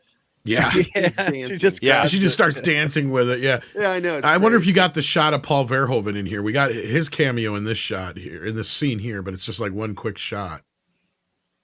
He's one of the guys dancing. I don't know, I probably missed it. Yeah, you missed it. Yeah, we did. Red Shirt, you had something? No, I was just going to say that if that's even halfway true, you're going to be doing Toxic Tuesday for a long time, man. I think it's safe to Welcome say it, to right? Toxic Tuesday. We're watching Rambo 22 this week. By the way, Tom, did you see that I sent you the address in the private chat for the house? Did you? Yeah. The best part about Rambo and Toxic Tuesday, we still have not touched one flick yet. That just goes to show you, even almost 50 episodes in, we still have not touched any of them. And that Toxic Tuesday is here for the long haul, guys. Well, do you think they'll have good Wi-Fi in the nursing home in 40 years? You'll be able to do I'm more worried about them having Tinder still. You can do Top Gun Maverick. Oh, they're a senior Here's Tinder. a great line, Tom. Deliver it. Bitches. Bitches, leave.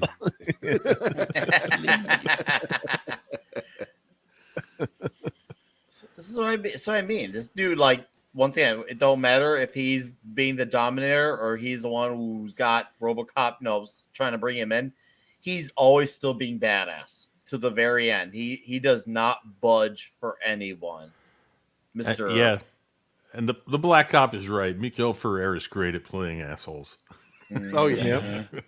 He is the perfect asshole in this movie. And he looks so much like his dad, Miguel. He does. And as he's gotten older, he looks even more like his dad. It's sad that we lost him. I was going to say, didn't he just pass away not too long ago? Yeah, he died a couple years ago. Seeing Amber's. It's the old Dick wins in the end. Can't beat old Dick. Oh, RC.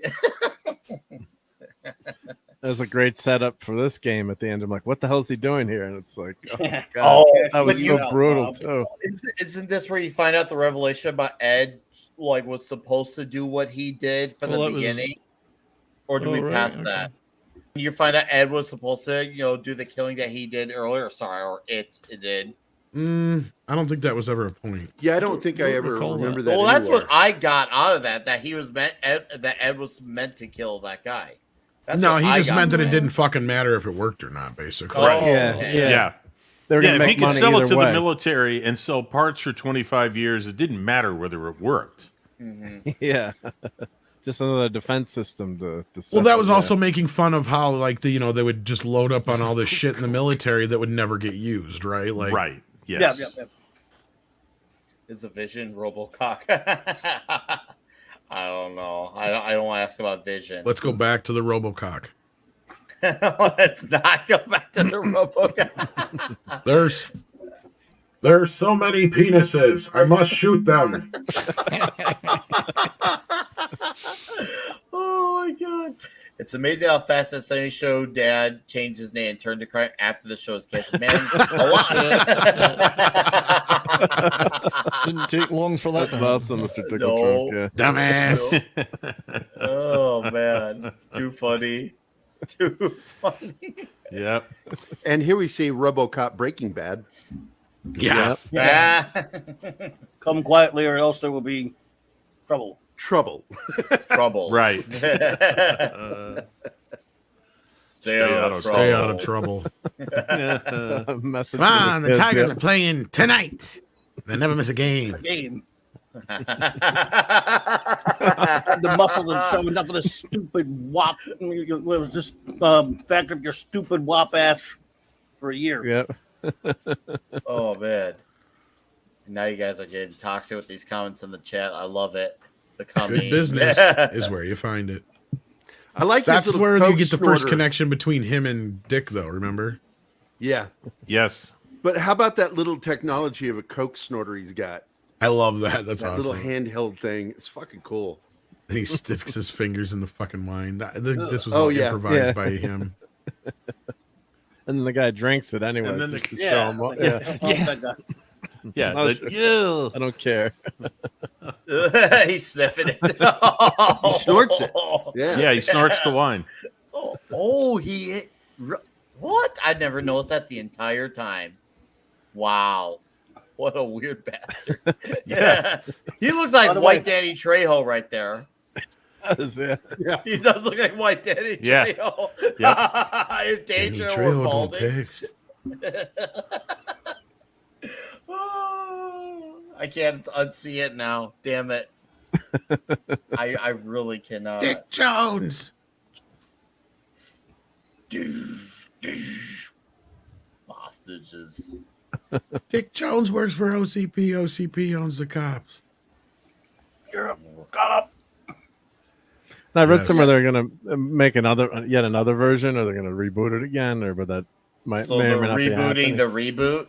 Well, Yeah. Or Neil Blomkamp was going to be making a RoboCop sequel that picked up with Peter Weller and all this picked up stuff, with but Peter Weller, yep. MGM didn't want to wait around for him to finish his other movies, so they shit canned him and brought in somebody else, and it's been sitting on ice ever since. And now, sounds like Ed Neumeier and Michael Miner went back and got the rights for RoboCop, so there could be a question of whether or not they can really do anything with him right now without working through those guys.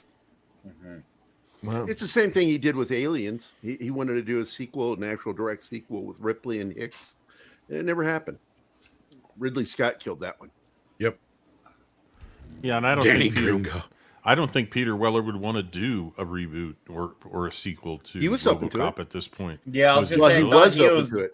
I was going to say at that wanting to. point, Blomkamp and him had a few conversations, and Yeah. he was kind of on board. And again, I brought up at the time, you don't even have to really put Peter in the suit. No, Right? not anymore. No. You just put a body double in there, and then you just have him do the voice, right? Maybe a few close-ups with him, and that's it. It would be too physically demanding for him at his age. To go through Absolutely, this. and he's actually a professor. He doesn't act Yeah. that Yeah, he much. teaches at university. and he hosts history I think programs. the last ship was the last thing I saw him in. The last He's ship. one of those college boys. He's a college boy. He teaches gender studies, I believe. No, you're wrong. I 'Cause teach he knows how to shoot a non-binary dick studies. off. He knows how to shoot a dick. And I shoot in the dick. that way you are. Careful, I will shoot you in the dick. He's still running Well, the I bombs. know what they look like. Now, my favorite moment in here, and I don't know about you guys, is when he actually fires without looking. Yeah, he turns to the left, and it's boom. Yep. Yeah, Bush is right. Everyone, as soon as those drugs go up in the air, everyone would be high as a kite or dead. Yeah. Yes. Guys, do you want to go out tonight and go dick shooting? RoboCop's Not skeet high on shooting coke. anymore. It's dick shooting. Dick's shooting. Dick Yeah. shoot. Ah, dick Skeet shooting. Dick shooting. Because there's only one more dick shot in this movie, and it's at the Well, a end. dick does shoot skeet, so. What the fuck? Robotop. Took you a Oh, second, man. didn't it? Look at Nice And kill then- shot. And there goes White Trejo. Yep. He's still getting a lot of work, Peter Weller. I mean, he's got something in production right now. Yeah, he works when he wants to. He doesn't have to, but he does when he wants to. He was the Yeah. one he was true in the Buckaroo last, Banzai. I was last gonna say, I ship think he was in even talked for Longmire. that sequel, yeah, but that never happened. And he was in Longmire, which was pretty good. He was good in that. Yes, he was. Oh, fuck, he was good in it. Everybody was was. good on that show, though.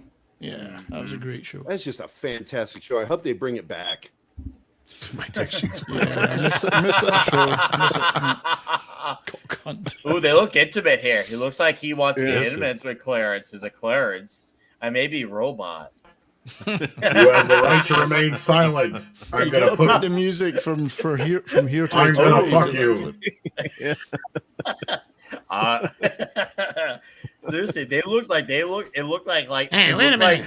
RoboCop was the big spoon and Clarence. He's was even got protection, see? He has. He's wearing a He's condom prepared. right now. That means you have a condom handy. Because I'm going to fuck you. I'm just about to fuck you. I got it from Dick Jones. Clarence, Dick Jones, and RoboCop in a three-way. It all makes sense now. Dead or alive, you're coming with me. Oh. So that means they all shoot all over Clarence. It looks like they're kissing there. Yeah, that's right. Well, he's got the lips for it. Yeah. Give me some sugar, Clarence. You have protection. So. You said you had protection. Dead or alive, you are coming with me. All over my face. We're You'll calling it a notice he says- robo-cocky. You'll notice he says anything you say can be maybe used against you, but he doesn't finish it with Dude, in a he court looks of like law. he just got a giant facial right there. Anything That's you- the face of a facial right there. Anything you say may be rubbed against you. We said earlier tonight on Mead. I am happy to see you. That is not a gun in my pocket. It always ends up with the homoeroticism, no matter we what said movie. we- Yes, Yes, I am a cop. That means I have handcuffs. And a truncheon. Then Directive 3 kicks in. Directive 3. Fuck 'em raw. Oh, he's got his mouth wide open for him too. He's ready to take it in every hole. On your knees. I want you to do something for me. And it's not praying. Oh, God. His second spit scene is coming up. This is great. Oh. Well, yeah, he still had leftover cum in his mouth. He had Yeah, to I've spit got out to this someone extra later. jizz I got to give you. Give me my fucking Now you can phone do call. do a DNA test and find out how Murphy really is. This gun isn't going to lick itself. How topical is that? Oh, my face All right, hurts. I fucking love this. Spits on the paper. Yep, this toxicity has just escalated very quickly in the stream. Yep. Yeah, oh my god. This is where all these movies end up. Homoeroticism. Yep. He's a cop fucker. Just Give me give my me my fucking fucking phone phone call. I can't believe there's still cops left in this movie. I mean, they're saying like we lost 5. the Cops other don't week, go 3 the on other week. strike. I mean, and you saw the pictures in the back wall of the cops. It looks like cops that had died. I guess in he it. Dallas City didn't. Hall. Now, this actually has a City matte Hall. painting on it, and it's beautifully done because it was actually done on the negative. Yeah. Yeah, it is. The bizarre thing is the bottom half is the actual building, the slopey Yes. bit. Yeah. That's well done. Yeah. It just looks Like a lot of the Ed 209 stuff was shot on the negative too, which is a rarity. So yeah. Yeah, that Ed 209 stuff. I mean, it's so well done. I mean, of course, CGI. It's much easier to do, but there's something really charming about that. The stop motion and how it works, and it's kind of like a child. When it falls down the stairs, Yeah. and that's Oh, that's when it tries to comes get out. Throws a little fit. Yeah. Yeah, that's a awesome. temper tantrum right there, and it's squalling Yes. like a baby. That's Yeah. all Phil Tippett. So what do you But think, guys? Hard drive or just a floppy? I'm constantly hard. Hey, by the way, did you guys see that Phil Tippett has finally released his film on Shudder? It took him like Which one? 35 years to shoot it. Really? Yeah, You'll stop have to- animation, stop wow. and go animation, both. Go motion. Yeah. He's got a mixture of both, and it looks really amazing. Well, I guess you'll have to arrest me. No, this Little Del Toro is just raving about it. and this is another. Is it ironic good that he setup. can't touch dick?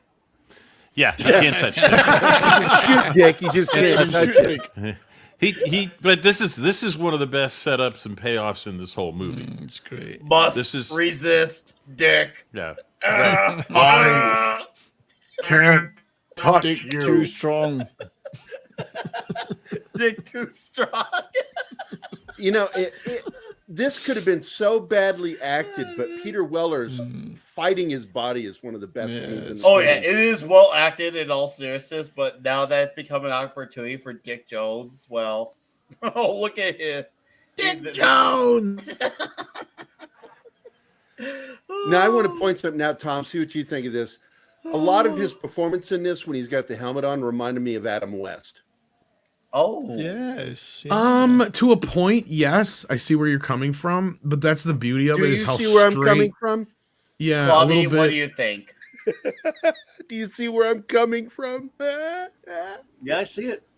You didn't see it coming. But I mean, when I was talking about this weekend with Script Doctor and Andre, I said, why I think nobody but Peter Weller ever really worked as RoboCop is because Peter knew to play everything completely unemotional. Yeah, as I pointed out, Completely there's only two spots where he actually plays any emotion, and that's where they ask you, they're like, "What are you?" I'm a sheep. You get that little moment where he has that little bit of twitch in his voice, and then at the end when he's just telling Anne, "Go away, I want to be by myself." Like that's the only two times you really get any emotion out of him when he's RoboCop. Otherwise, it's completely straight. He talks in that monotone Straight. voice, and yeah, straight as an arrow. You You get the can't touch smile. dick. You get the smile. Now, by at the way, end, if you too, guys yeah. want to know the difference between stop motion and go motion, when you see blurring, that's go motion. Yeah, some asshat went and quote unquote fixed the Ed 209 bit and Yeah, basically it looked like crap. I know. What oh you're talking my about. god, that I gave them such a ranting in the fucking comment section. What they do? They Gary. tried to CGI it. They gave it smooth motion, so they took out all the blur. Yeah, That- Gary. that, was there for doesn't a work reason. with. That's the Question. charm of it. The practical. Did I hear Gary? Yeah, Yeah, Gary. I Question: love the. Yeah. Oh, sorry. Is ahead, go Joseph. motion what ILM invented to Phil animate Tippett the for ILM invented it. the And it's tauntauns. based on- the AT-ATs? It's And the based on AT-ATs, classic yeah. rod puppetry from Japan. Yes. Ancient rod puppetry.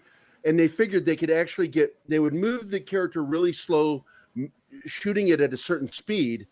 And so when it played back using rods to move the objects, it blurred on the lens, Yep. the film. And it was genius. I think they use fishing line for the AT-ATs. Monofilament probably a- fishing line Yeah, to pull make the sure- AT-AT make forward. sure- Here we go. And Here we is- go. And it's a lot faster than stop motion. I guess is the reason, or This for the is go this- motion. Well, it actually gives a blur. It avoids the jerkiness You see, of, I like of a the complete jerkiness stop motion. here of Ed because Yeah. it makes it kind of unreal and Well, surreal. when it's at the top of the stairs, it's more stop menacing. motion. There's no blurring. But when he's walking and doing certain movement, it's go motion. And here's where they had to cheat because Now, Ed's this is arm both. really wouldn't reach over that far. He Yeah. technically could not shoot himself. So they cheated. Well done, Tom. Well Yeah. done. Good Oh, catch. but No, I- they admitted in the making of it. They're like, yeah, they totally cheated that. What's I just great lo- is how much seamlessness there is between the Go Motion and the live action footage and the Go Motion Robocop. Like a lot of times it's really hard. Like up until the one bit where he's like tossed really loosely, like you can tell it's the Go Motion one or whatever. But like Phil did a great job with the Go Motion stuff in this to where you can't tell what's what sometimes. Yeah, it's like when it's kicking in the stairwell, that's Go Motion because you can see Yeah. the blurring. But when he Yeah. was at the top of the stairs before he fell, But I'm talking about the Robocop model because sometimes the it's yeah. sometimes it's a Go Motion Robocop, sometimes it's actually Peter Weller. You unless you're really paying attention though, it's really hard to tell.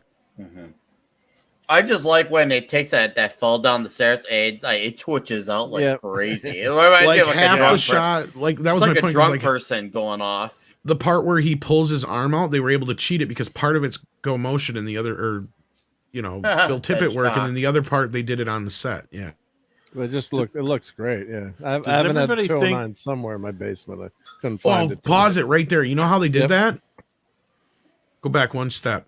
Because That that's one? actually done in one. This is another part of Go Motion right here.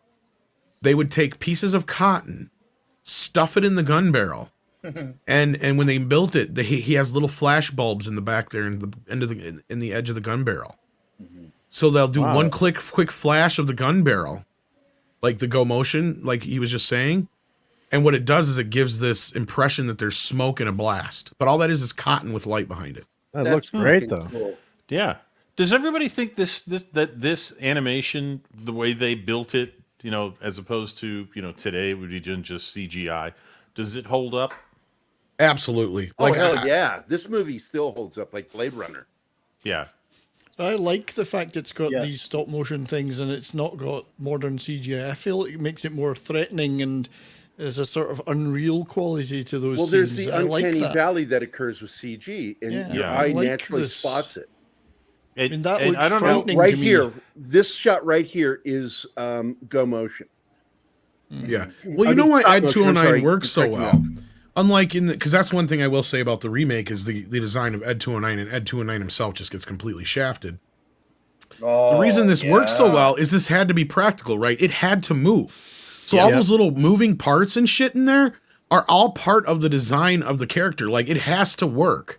Like it may not work on its own, but like you have to think of it like the reason why that looks more real than some of the shit we see in CGI, like say one of the Transformers, is because they just aesthetically want it to look like that.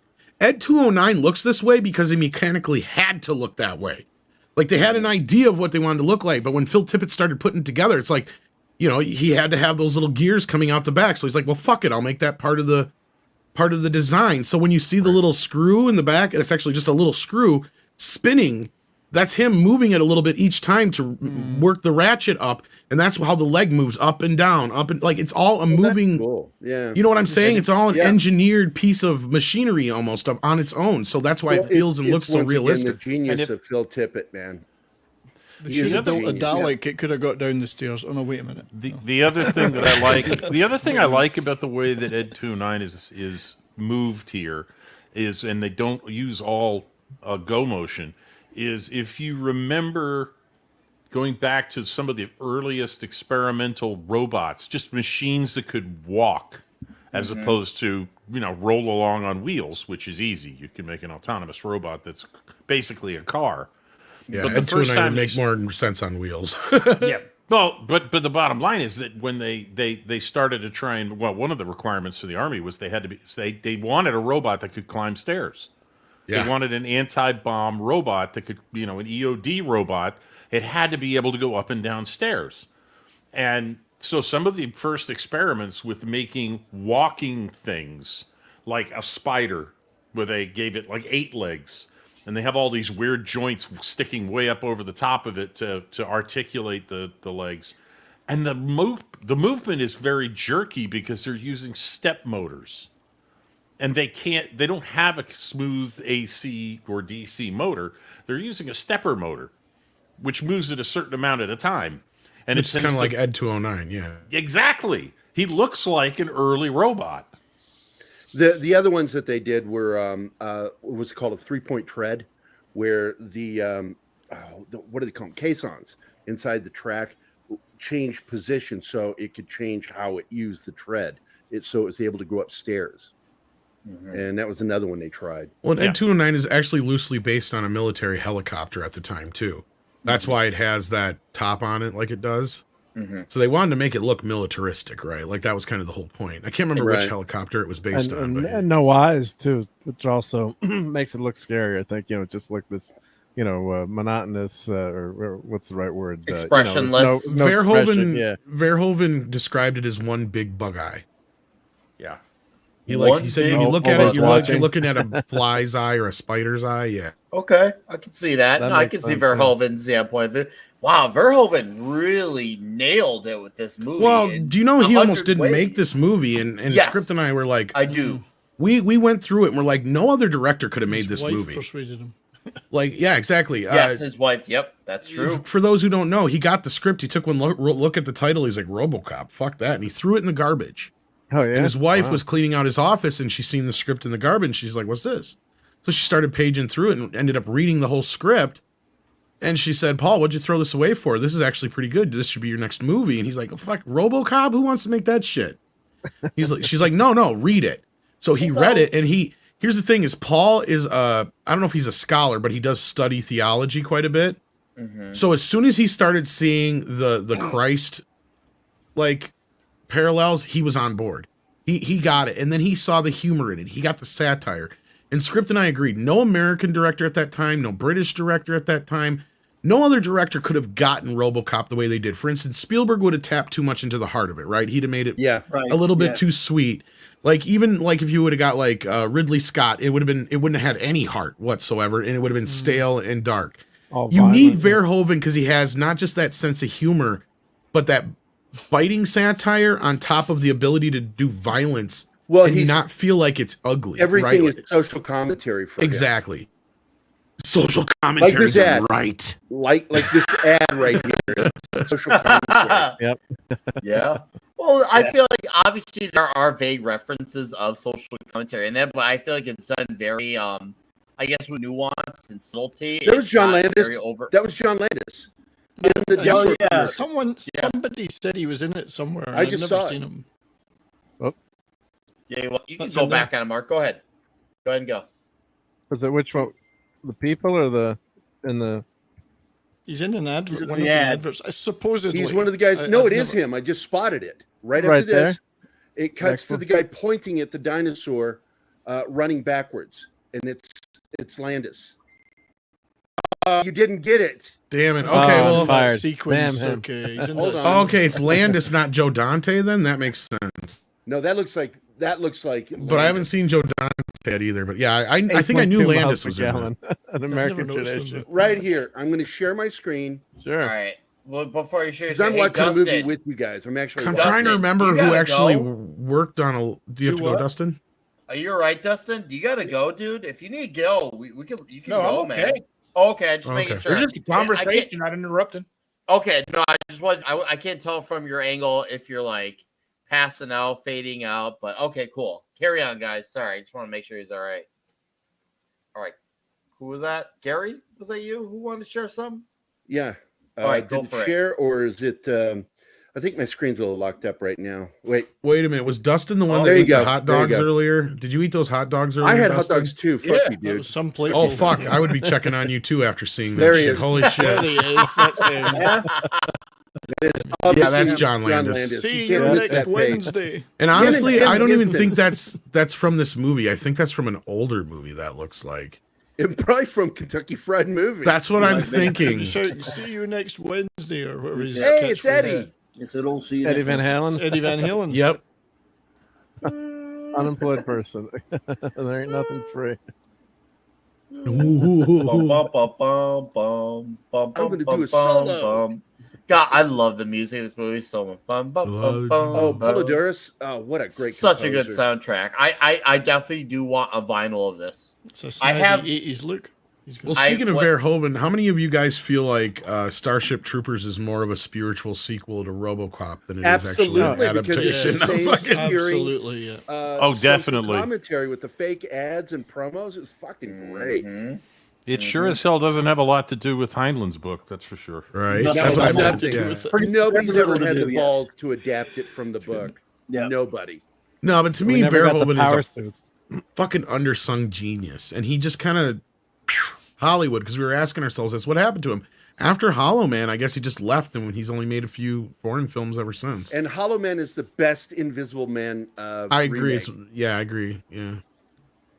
Because it really is a remake of The Invisible Man, H.G. Wells' story. And the new version was Take a look at my face, Dick. I thought that's the same thing. I know. Oh man! So is it funny how this stream was not supposed to have any homoeroticism, but we found it, and we are always going to find homoeroticism, especially between Clarence and Dick. Oh yeah, and Bob and Dick, and RoboCop and Clarence. Well, RoboCop's resistant yet, but RoboCop and Dick. Clarence, I can't quit you. Verhoeven did direct a movie last year about a lesbian nun, so that might be worthwhile. Yeah, I heard about that. You know that's got to be good. That's got to be good. She just can't break the habit. I mean, to me, like one of my least favorite. I haven't seen all of his films, but like Showgirls is like one of my least favorite of his films. Oh, but it's still, terrible. I wanted to make a Hollywood porn. That's all that was. Show your love. So with Showgirls, I was actually watching one night, flipping through like old cable, like where like pay-per-view was a time on it, not like it is now or what. So like, and it was like coming up next, and I was like, okay, and it's like Showgirls, and I was like, that'd be cool if it played, and all of a sudden it played the whole played like 99% of the movie, and I'm like, shit, it's free. And I didn't have any money, and my mom would have killed me if I would have rented anything from cable. But I remember watching that movie and just being like, "What?" It is a bad movie. I need to rewatch it just to see, because I'm obviously a different person than it was. Like I don't know if Verhoeven's joke was he was trying to make the most unsexiest movie about the sexiest people in the world, or what? Yeah. Well, his goal was, and he said it was, that he wanted to make a Hollywood produced X-rated film. But it wasn't, though. That's the problem. It was terrible. No, the sex in it's not very good either. That's what I'm saying. Is like I would believe him. Ironic is what you're saying. What I'm saying is, like, if he would have come out and said, "I want to make the most unsexiest movie about the sexiest people in the world," I would have been like, "Oh, okay." Yeah, because they're all ugly people. Ironic, the movie is horrible. Yeah. The story is shit. You don't want anybody in this movie to succeed. Like, you got worst blowjob ever. Oh my! One of the best sex scenes is destroyed by the period. Oh my god! Yeah. Oh. Yeah, I noticed that Verhoeven's working with Neumeier. Now, here's where you can see that this is not his head anymore, right? Yeah. Yes. Yeah, exactly. That is his skin stretched over supposed a head. To be, yeah. Over Again, over a metallic exoskeleton. Rob Bottin nailed it with this fucking movie. Yeah. He has just proved what a master. This looks great. Yeah, this is brilliant looking shit here. They did. I mean, and it looks real. Like they did. Look at that shot there. It was kind of haunting because, and you can see the bolt shot too still there on the head. Because remember, Andre said that at his age, when he saw this, the death scene for Murphy really fucked him up too. He said, "Oh, I can imagine too." Oh, yeah. I was, by the time I had seen that scene, the first time I ever saw it was when I was a teenager. I had already seen a fair amount of violent scenes, but that, like, the fact that the first shot they do is blow his hand off, then the arm, 10 shots of eye, and then go for the head to catch I honestly don't know how this movie didn't bother me as a kid. Because I saw it when it first came out. I didn't see it in theaters, but I saw it on video when it first came out. So it bothered me. Like, so I had to see it like late 87, early 88, somewhere in there. And one summer, the summer after that, so like summer 89, 90, somewhere in there, we rented it every single day from the video store. Me and my cousins did, to the point Hey, My dad was like, "Can we just buy the fucking thing?" Like they wouldn't let him buy it. Yeah. A question, I'll Tom. buy that Were you for was the $1. one you were watching the R rated? Yeah, that's what I couldn't believe. My parents. See, my parents were. My mom was more worried about like nudity than anything else, and Right. sex. My dad didn't care so much about the violence as long as it wasn't graphic. That was the only thing he didn't like about this movie was the graphic nature of the violence. Outside of that, he liked this movie. Yes. So that's why I think at first he didn't have a problem, but then he got to that point where he's so sick of seeing it every fucking day. Every day, yeah. But no, I can say I watched the unrated version of this today for the very first time, and the scene where they kill. I mean, I had heard they had to edit some of it out to make it less gory. I'm like, damn, that was already pretty freaking gory. Then I watched this and I went, oh wow, Yeah, they there's like- really did, didn't they? There's when I was 8 years old, Tom, my dad took me to see Serpico, and when Al Pacino got shot in the face, that traumatized the fucking shit Why out would of you? me. I would be bored by that point. I mean, I love Serpico, but as a kid, I don't think I could grew sit up on through those it. kinds of movies. I love. I suppose. I love think that kind the of first filmmaking. scene that I don't know if I was traumatized, but I guess you could say I was weirded out. I think it was in House of a Thousand Corpses. I can't remember who it was, but one of the guys cut off one of the guy's arms, and they start smacking him around with the arm he cut off. I'm like, what a weird ass scene. I'll tell you right up that front. in Commando, because that was There's originally in only the script. there's not even a minute difference really between the director's cut and the theatrical cut. The three main scenes are the one like we talked about in the beginning, the boardroom scene. There's one full shot above him where you see him getting shot up. It's cut out completely. Oh, can you pause this, Mark? Sure. And then there's he's back. Then there's You got Murphy's lucky, death. right on There's time. Murphy's Wait, death, what? which that one? Yeah, that's the Barrett. This is the first use of the Barrett's 50 cal sniper rifle in a film. Yep. And it just fucking really fits this movie perfectly. So I'm And that- sorry, Tom. didn't Go they ahead. make that It actually, and wait a minute. one for so long, but they're like 10 grand. And Emil has the best line for it. I like it. Well, that's when they were banning guns in Connecticut in '94, and they banned this one. Like, we're a friend of mine, Well, look knows at that guns magazine. really That's well. a terrifying and round. they're like, it's like, oh, they just went through the book and banned guns. He's like, they banned this gun. It's like, it's a $10,000 gun. You're not going to be robbing it. How many people are gonna fucking buy this thing? Exactly. Yeah, you can't afford the Right. ammo. yeah. And, So then and by the way, in case you haven't, if nobody's ever told you, the recoil on those things hurts. Oh yeah, I fired him, dude. Fuck yeah.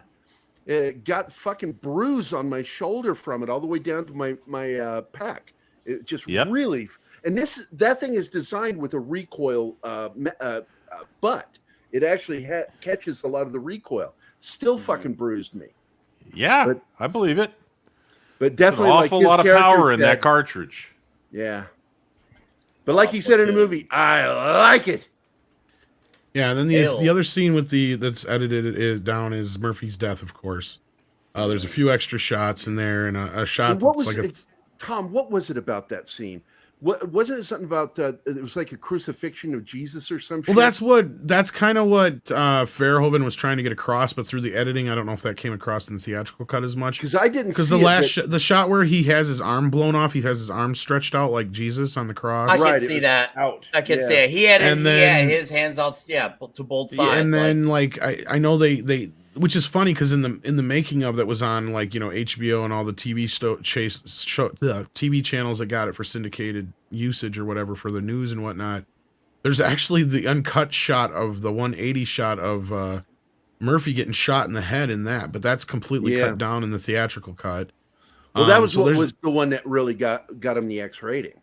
Yeah, there was a couple of those shots, and then at the very real. end when Clarence dies.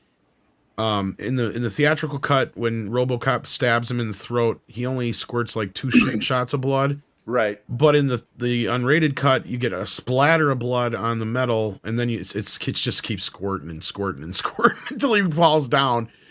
And and then the other part is in the theatrical cut, they made him take out the sound when Emil gets hit by the car after he's been in the toxic waste. Oh. Yeah. But in the unrated version, you hear. Like the the unrated worst version, scene basically. ever. Yeah, they made him take the sound effect out. He's a squirter confirmed. Squirter confirmed. Oh man. That actually made when I saw the movie in the theater, that was the other thing that made me laugh was him staggering around melting. Sam Jesser, you think it was the Apache helicopter? That yes, I think you're right. Okay, I think you're right. Murphy. That's No more baby food for me. And the other guy going, equivalent of him trying to get it up again by him trying to get there you go. Again. That's exactly right. That's what I get on this. Can from you a help me? homoeroticism perspective. Can you help me? Can you help me? He Well, it's said like it you in the again. beginning of the movie, Nick. He's eating the guy's eating the baby food. It's like you would have swiped all of Robocop's food or no? Yeah, I love that scene when the black guy is like eating it. He's eating the food. Yeah, Tastes like baby food. Knock yourself and out. the guy says to him, "Knock yourself out." And he's like, "Okay." Oh man. Oh, and this thing. Oh man, that I remember thinking at the time, like, how is this movie gonna top all this like craziness? And then this last act, it tops. This all the climax violence. is amazing, and it wastes no fucking time. Again, like we have just been clipping along in this movie. It doesn't really slow down at all. Yeah, we're in the third act right No, now. it doesn't. I know. And it's I was halfway delicious. through this movie this afternoon and didn't think I was halfway through it. I'm like, I'm already halfway It's a through? quick watch. Wow. It's like one of those movies, Yeah. like like Back to the Future or Highlander. When you stick it in, next thing you know, you realize you're like 90% through the movie, and you're like, oh shit. Yep. well, and it's that good too. It's just like there's nothing boring in it. Like you said, there's nothing wasted. It just That's probably why they Yeah, cut that moves one on. scene out, because it probably would have slowed the movie down, because it would have bogged it down right there in the middle too. Yeah, maybe. Baby food very 22. Oh yeah. Oh god, yeah. Oh, Because we I got don't want. that's the I don't. toxic waste scene coming up. So this is the most toxic scene in the film.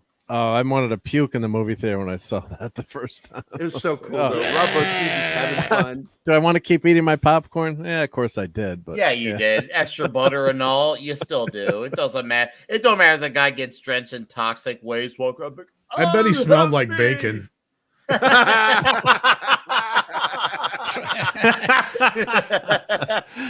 Not of his gang members' reaction was any indication. Woof. Oh, dude, this comment. Rancid bacon, I guess. Yeah, rancid bacon would be more like, oof. Yeah, I hate it when that happens, New Bomb Turk, because then you know she's not going to have a very good night. She's going to be pissy afterwards. Tom, who cares if she has a good Like, night? I'm going in. As long as you Oh, enjoy shit. yourself. You know the old joke, how do you give a woman an orgasm? Who cares? I bet your wife's not watching. Nice toxic She's not, joke. yeah, there. she ain't watching this. Yeah. someone's sleeping on the couch. Oh, I would- this I would girl. be sleeping out We in got the women in street. the chat. Shit. No, here it is. she Sucking can your handle guts, the guys. Here's the toxicity. scene. Here's the Sucking scene. your guts. No, she's all about the toxicity. She parties with the patriarchy. She does. This is one of the stuff, some of the stuff that wasn't filmed in Dallas. This was actually in a steel mill in Yeah, steel mill. Pennsylvania. Yeah. We got this on VHS and rented the first time. We kept rewinding that scene. How they did it over and over. Like, how the hell did they do this? It was like because it looks so real. You know, it's real. But it's, you know, and you rewind, and of course the VHS back then would be all wavy. You could try to do slow motion. Really, there's some anime influence on this too, in a way. So like, there is a kind of a cartoony element to a point too, and that's probably where my parents probably didn't mind so much because they were laughing the first time we saw this movie, right? Well, Like, it's all absurd. and this was Think one of the about scenes it. that I remember my mom cackling at the most, which is kind of ironic because, like I said, my mom and dad are very like, ugh, when it comes to horror movies and It's shit the like that. dripping fingers that look so fucking Yeah. awesome. Yeah. Well, Verhoeven said when they made him redo this scene, he thought like we said before, the original scene was funnier, and he said the R-rated cut, he didn't, was actually scary. He thought it didn't play as well. He thought the original scene was much more less humorous. funny. Yeah, I think the quote was they kept cutting the punchlines out of my jokes. yeah. Yep.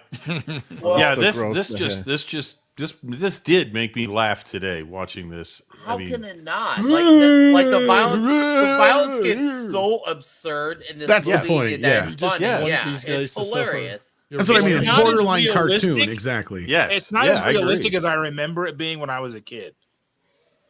And I there was remember a seeing that scene tank when at I was a kid and just being Well, as a like, kid, you take it seriously, Dustin. Like, it's completely brutal. I mean, yeah. Right.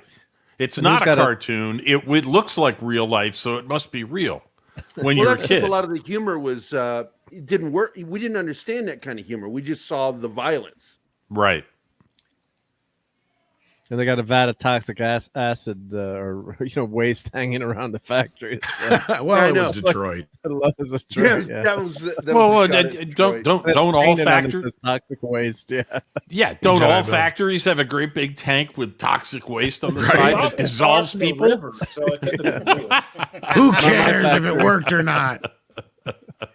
Yeah, that's the look on the gang member's face. It's like, oh no, go away. He looks like he wants to make out with him. Really? Come on, one last kiss before I die. Come on. It looks like he just woke up with a no, Nick. It doesn't look a little rocky there. Nick, it looks like he just woke up with a coyote date and he's trying to figure out how not to have to chew his arm off. I guess Yeah, the that perfect lines for transition that surgery scene isn't is- working out from there. The Yeah. perfect line for that makeup is "Cut me, Mick. Cut me." Could be, Nick. This is the best bit here. Was this He's before the completely toxic- like was it fucking So just. gross. Was this before the Toxic Avenger? Or after? I think it was after it, yeah, because the first one was pretty early on. This has been around the second film. I always thought this film was Yeah. And then splat. Yeah, that's the sound effect they made him cut out of the theatrical cut. It's just I like would be getting out of that car. Yes. I'd get out of that car, leave it there, and never go back. what's best Just is when leave he it there. when he turns on the windshield wipers. It's not just red; it's like that greenish, globuly. Like, you're like, ah. Yes. Yeah, that's nice. Yeah. I hate it when Well that deserved though. A well deserved death. This is great. This whole sequence is set up so perfectly, and it just doesn't stop. It just punches you in the gut over and over and over and over and over. And then Robo has one of his best lines at the end here, and she's like, "Murphy, I'm a mess. Don't worry, they'll fix you. They fix Okay. everything." I got to read some super chats before we get on with this craziness. But Lord Kamina for $2 says, "What becomes easier to pick up the heavier it gets?" Oh boy, that can be so interpretable. But thank you for the $2. And then we got Mr. Gregory here. Says, "Sorry I missed it. Gonna catch on the replay. And I appreciate that money in whatever form that is." And the great Mrs. R.M. Raquel Briggs. Hello. There we How are go. you? Nice to see you. Says, "I don't even want to know." Just thinking in and out. Have fun, Joe. You know what? Your life is Raquel. better for that. Yes, we're glad you stopped by. Thank you. But if you don't want to listen, we don't blame you either. This is She doesn't like horror movies. Yeah. It's not a horror movie, but yeah. But I can see why she'd interpret it as that. Thank you for the $5. Seriously, thank you. That scene was guys. a horror movie, yeah. Yeah, that scene was. No, but shout out to the great RM Briggs, guys. She's got a book. Go buy it. I'll throw the link in the chat. Actually, Well, it's a link to short Please stories, do, actually. and the But private yes, chat too. short stories. Yeah. But yes, Yes. love you, RM. Love you, number one. There you go.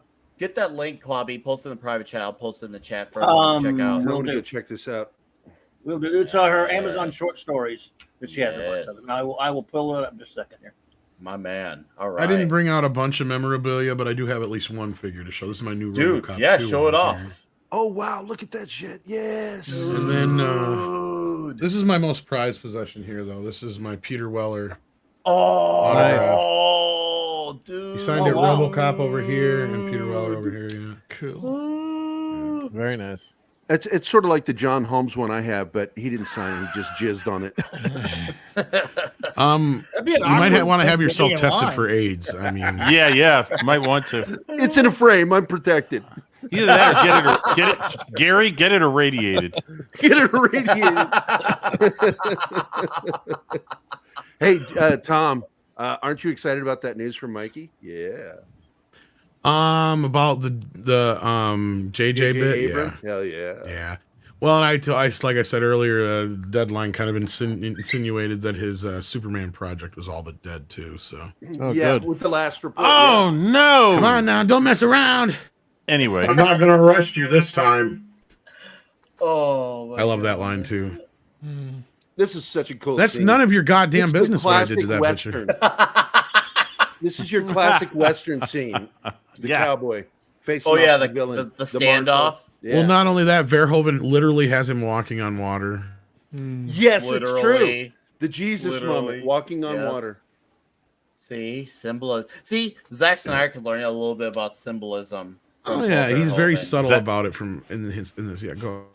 Zack Snyder could also learn something from him about making shorter goddamn movies. Yeah. Yep. This is. Your move, creep. It's He's like, I got him, and modern then she filmmakers fucking that blows make his them ass up. wrong. And wait for it, likable characters and memorable characters. Ooh, man. Verhoeven, lesson 101. in Yes, Robo filmmaking. Randy, I have that pre-ordered actually. He's Hack God, Snyder. He so won't cool learn when the anything. shit hits him. Was that Clubby? I said he's Hack Snyder. He never learns anything. Never. Like Self-indulgent, yeah. Oh man, dude. Oh man, every time I was like, damn, he's gonna kill the shit out of him. Then he kills the shit out of him instead. Oh god, this scene with the I love this fucking Yeah. scene. Mm-hmm. This is like when he just barely beat him within it was like so close because Clarence, he put on all the stops to make sure he wouldn't go down, and he for him just being a regular human guy, You obviously built the fucking thing.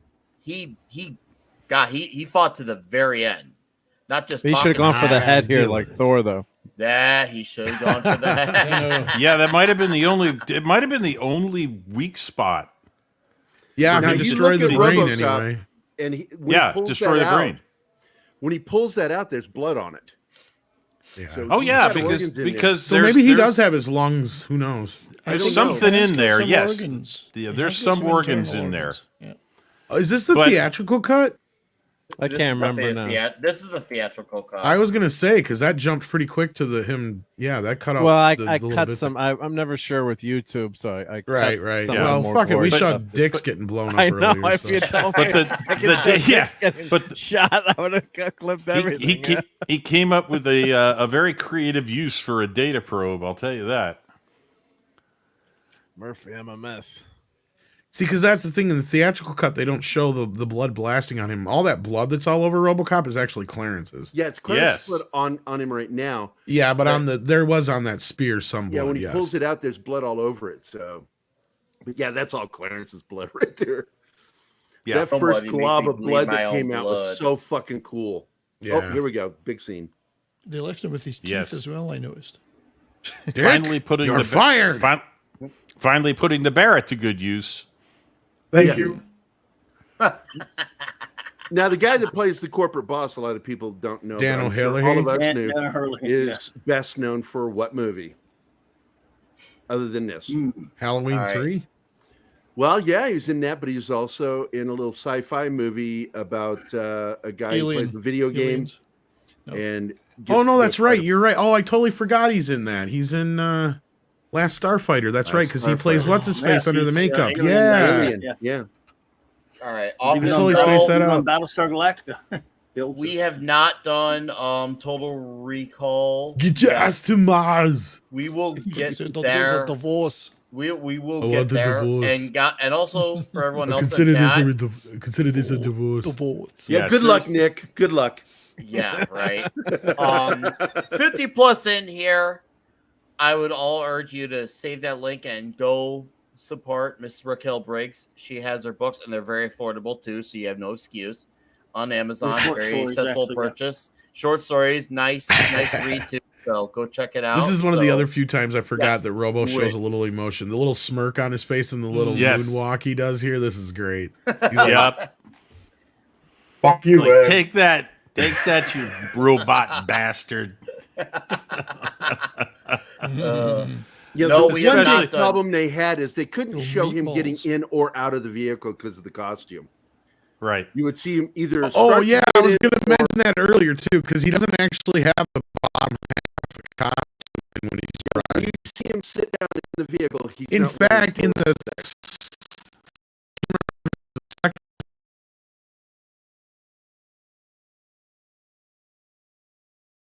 his leg is actually like fake. It's part of the seat.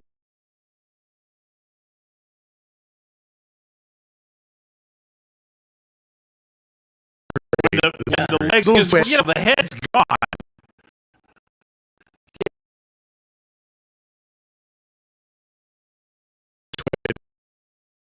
Yeah, toad switch. That's it. And that was done.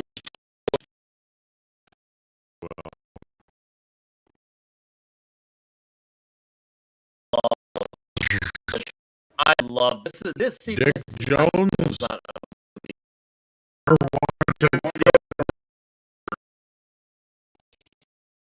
Heard him, but then stream is all messed up.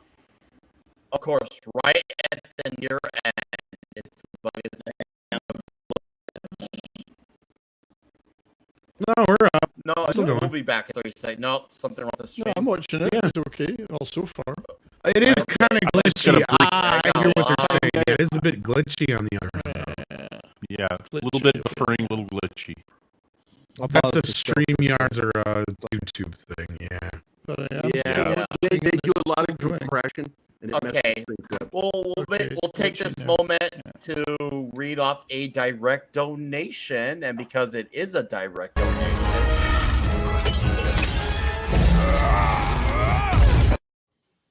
and Brian Yoder for $20 says, "Dead or Good. alive, Oh, wow. your pizza's on me." And man, Nice. Robocop, thank you for the pizza. For $20, you just covered. Dead or covered alive, your pizza's on me. Poor right. Robocop can't even eat the pizza. It sounds like we're normal. coming through better now, yeah. It's looking okay now, yeah. All right, We're hey not guys. Abby normal anymore. All right, we're good. Thank you. Brian, did you get that? We're back direct to Abby donation? normal. Did you Exactly. actually hear that? Let me know in the chat if you guys heard the direct It was donation. Abby something. Oh, Abby? and Abdulio says Abby normal. Normal. All right. Anyways, as I was saying, an abnormal brain. I love that we he gotta goes add, we from, gotta have young Frankenstein someday. Now in this too. shot, look at the blood still on. I love the- when he the- stabs Yes. himself in the fucking leg. Yes. All right, Blood thank you, is still Brian. on the spike. Ow! He goes from I literally can't hurt you to his program gets adjusted right then and there after the evidence is shown. I had to erase that problem. Oh man. Or that mistake, Dude, yeah. kill Bob There it is. Morton There's for the one look. Look at the mistake. black dude. It's like, Yeah. get Get Get that. You're about to die now. Get that bitch. crusty white motherfucker. Get that Dick Jones on Dick, you're fired. Thank Thank you. you. Sorry, Tom. You had that one. You should have let it go. He should Whoa. smooth as murder. Creep. What's your name, son? Electric Boogaloo. Not good shooting, son. What's your name? Murphy. Disco Donnie. Dick Killer. Dick Killer. All right, come on, guys. I really like the This fact is- that when he I want says, the "What's top your up." name?" I want Yeah. the top This is the worst animation in the film right here. Yeah. Yeah. Yeah, this is not some of the best. Arms looking are too shit. long. Dick Bill Killer. Tippett was not too happy with the puppet, yeah. Yeah, there was something they couldn't bend the arms on the puppet or something I was reading or yep. Yeah, Oh, there's yeah, some. yeah, Yeah, it was done at the last minute. They really had to get it Yeah, it's done. kinda funny. They couldn't afford to throw the real actor off the roof, yeah, so That too, yeah. All he had to do was just die, guys. It's not that big of a deal. We Come on, just saying, Ronnie. we were saying Yeah, it but was they promised- consensual. They promised him residuals. His family would have sued. Dick, you're fired! Thank you. Dick, you're fired! It's not only what he says. That is in the this smartest final thing anybody scene. said in the whole movie. Yeah. Dick, you're fired. Yep. Also, notice that Murphy smiles at the end. He actually. Well, yeah, smiles. because it takes yeah, away yeah. Directive 4. He can't stop him now. He's going to be able to kill him. Yeah. and that was so in the movie there everyone was cheering, clapping. It's like when you Oh, realize yeah. and that was such Fuck smart yes. writing. Smart writing too, because it was just not a cheap, thing where the bad guy gets it. It's like he was outsmarted there too, and Right. boom, whatever he thought he could, protect himself. Well, this Robocop movie can't- tested through the Smart roof. person was the boss. That he figured Robocop that can't out. overcome his programming by force of will. That would be ridiculous in the script. So he needs that. Yeah, I Needs love it. to It's be great. fired. It's set up Yeah. very well, and it pays off very well. And And here it and is. you're right. Here it People is. cheered in the theater. I remember hearing about Yep. the test screening for this movie tested through the roof. Oh, and- they did it. Yeah. Because I remember in Raiders of the Lost Ark when he shot the Arab swordsman, and this in the theater, people cheered. What's your name? Oh yeah. Murphy. But here's the fake shit right here. It's good here. and then we cut to that fucking puppet. They should have cut. Yeah, they should have did a different. They should have cut. showed it further away when it was smaller, and it's. Yeah, you cut here back to RoboCop, and then you cut back to him like a lot farther down. That's exactly. That's the scene. That Beetlejuice puppet arm arm. shit. Oh, right there, you could have cut good. it there. Yeah, exactly. Yeah. And then the But next the arms frame, are all off. good. He looks like Play-Doh falling. His arms are There's so something long. kind of funny about it. It's kind of Well, fit it's because it is a with stop the motion cartoonishness. puppet. Yeah, sorry. Yeah, the cartoonishness of the film almost fits it somehow. I don't know. On top of a map painting, no less. Good. See, that looks good. That second frame looks really good. Yeah, after those first few frames, they just cut back to like a shot of Dan O'Hurley or RoboCop or something like that. But they probably put so much work into making the puppet look like him, like that shot right there, right? Like, cut that in between. He's and then happy. Oh God, the Promoted. thumbs He up. just got I love promoted. he does his little cheer. Yeah, he's Yeah, like, he gets thumbs up. All right, chat. Give out your scores. You know the toxicity score. Give your greatness scores. All right. I want to see all the scores. And yes, RC, it was Stretch Armstrong, basically. You're right. And Brian, he's got the whole world in his arms. You guys, please come. Sound off on your scores because obviously you know this is the last thing where he says his name. Murphy. yeah, it doesn't waste any time ending this movie. No, and that, yeah. No, you know what? bookend, Sometimes yeah. that's Boom. fine. You don't need to Very have an abrupt. extended. There was actually one epilogue. other deleted scene, actually, now that I think about it. I believe there was a scene shot with Anne in the hospital. It was supposed to be one more news break. So we get to know that Lewis lives. Yeah. And she says something in there, and it's a kind of a funny bit, but I guess they cut it out, yeah. I like this. So those are the only two deleted scenes that I know about in this movie. The graveyard scene and the Anne scene, aside from just a few news bits and things that never made their way into the film. Mm-hmm. Like there's the pizza commercial for the I'd buy that for $1, which you can find online and stuff.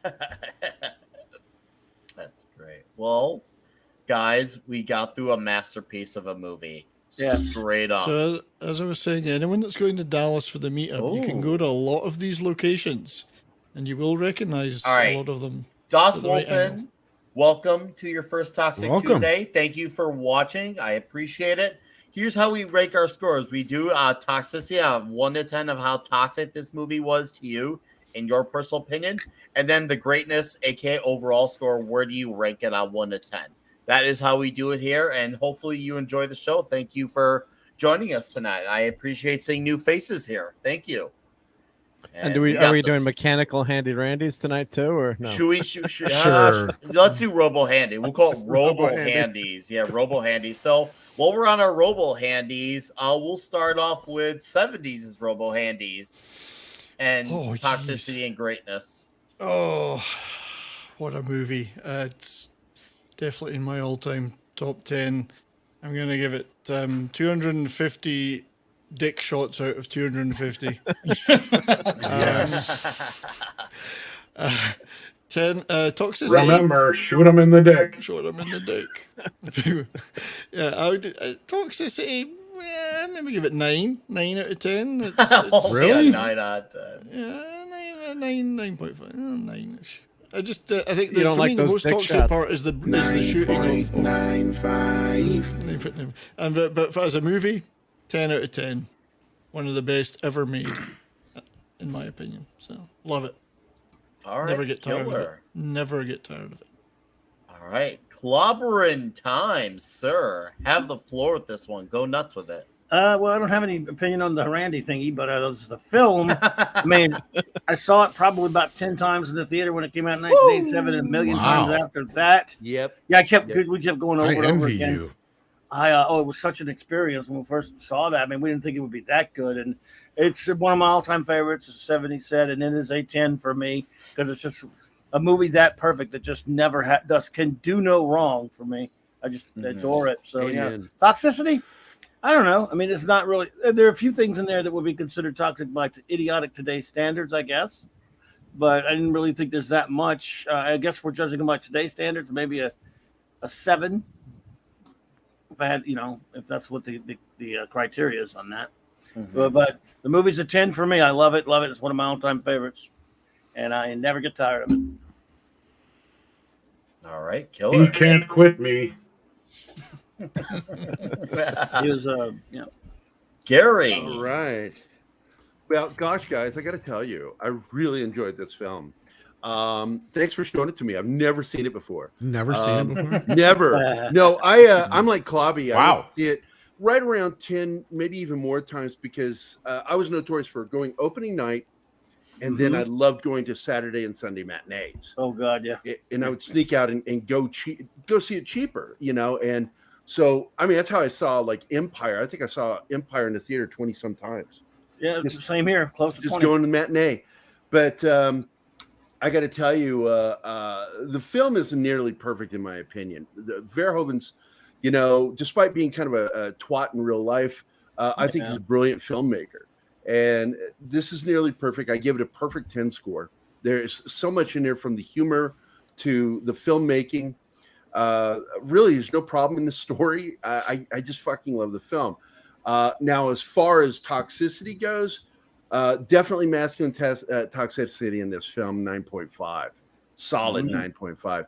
But then I'm going to include gay toxicity, where it gets a solid, or should I say more to the point, hard 7. I was hoping you go hard. With names like Dick, including dick shots and awesome bathroom scenes. Just a lot of dick in this movie. A lot Gonna of fuck now. Yes, nothing makes my gay side Really hornier hard now. than Robocop. It's getting hard now. Gonna fuck. Gonna fuck.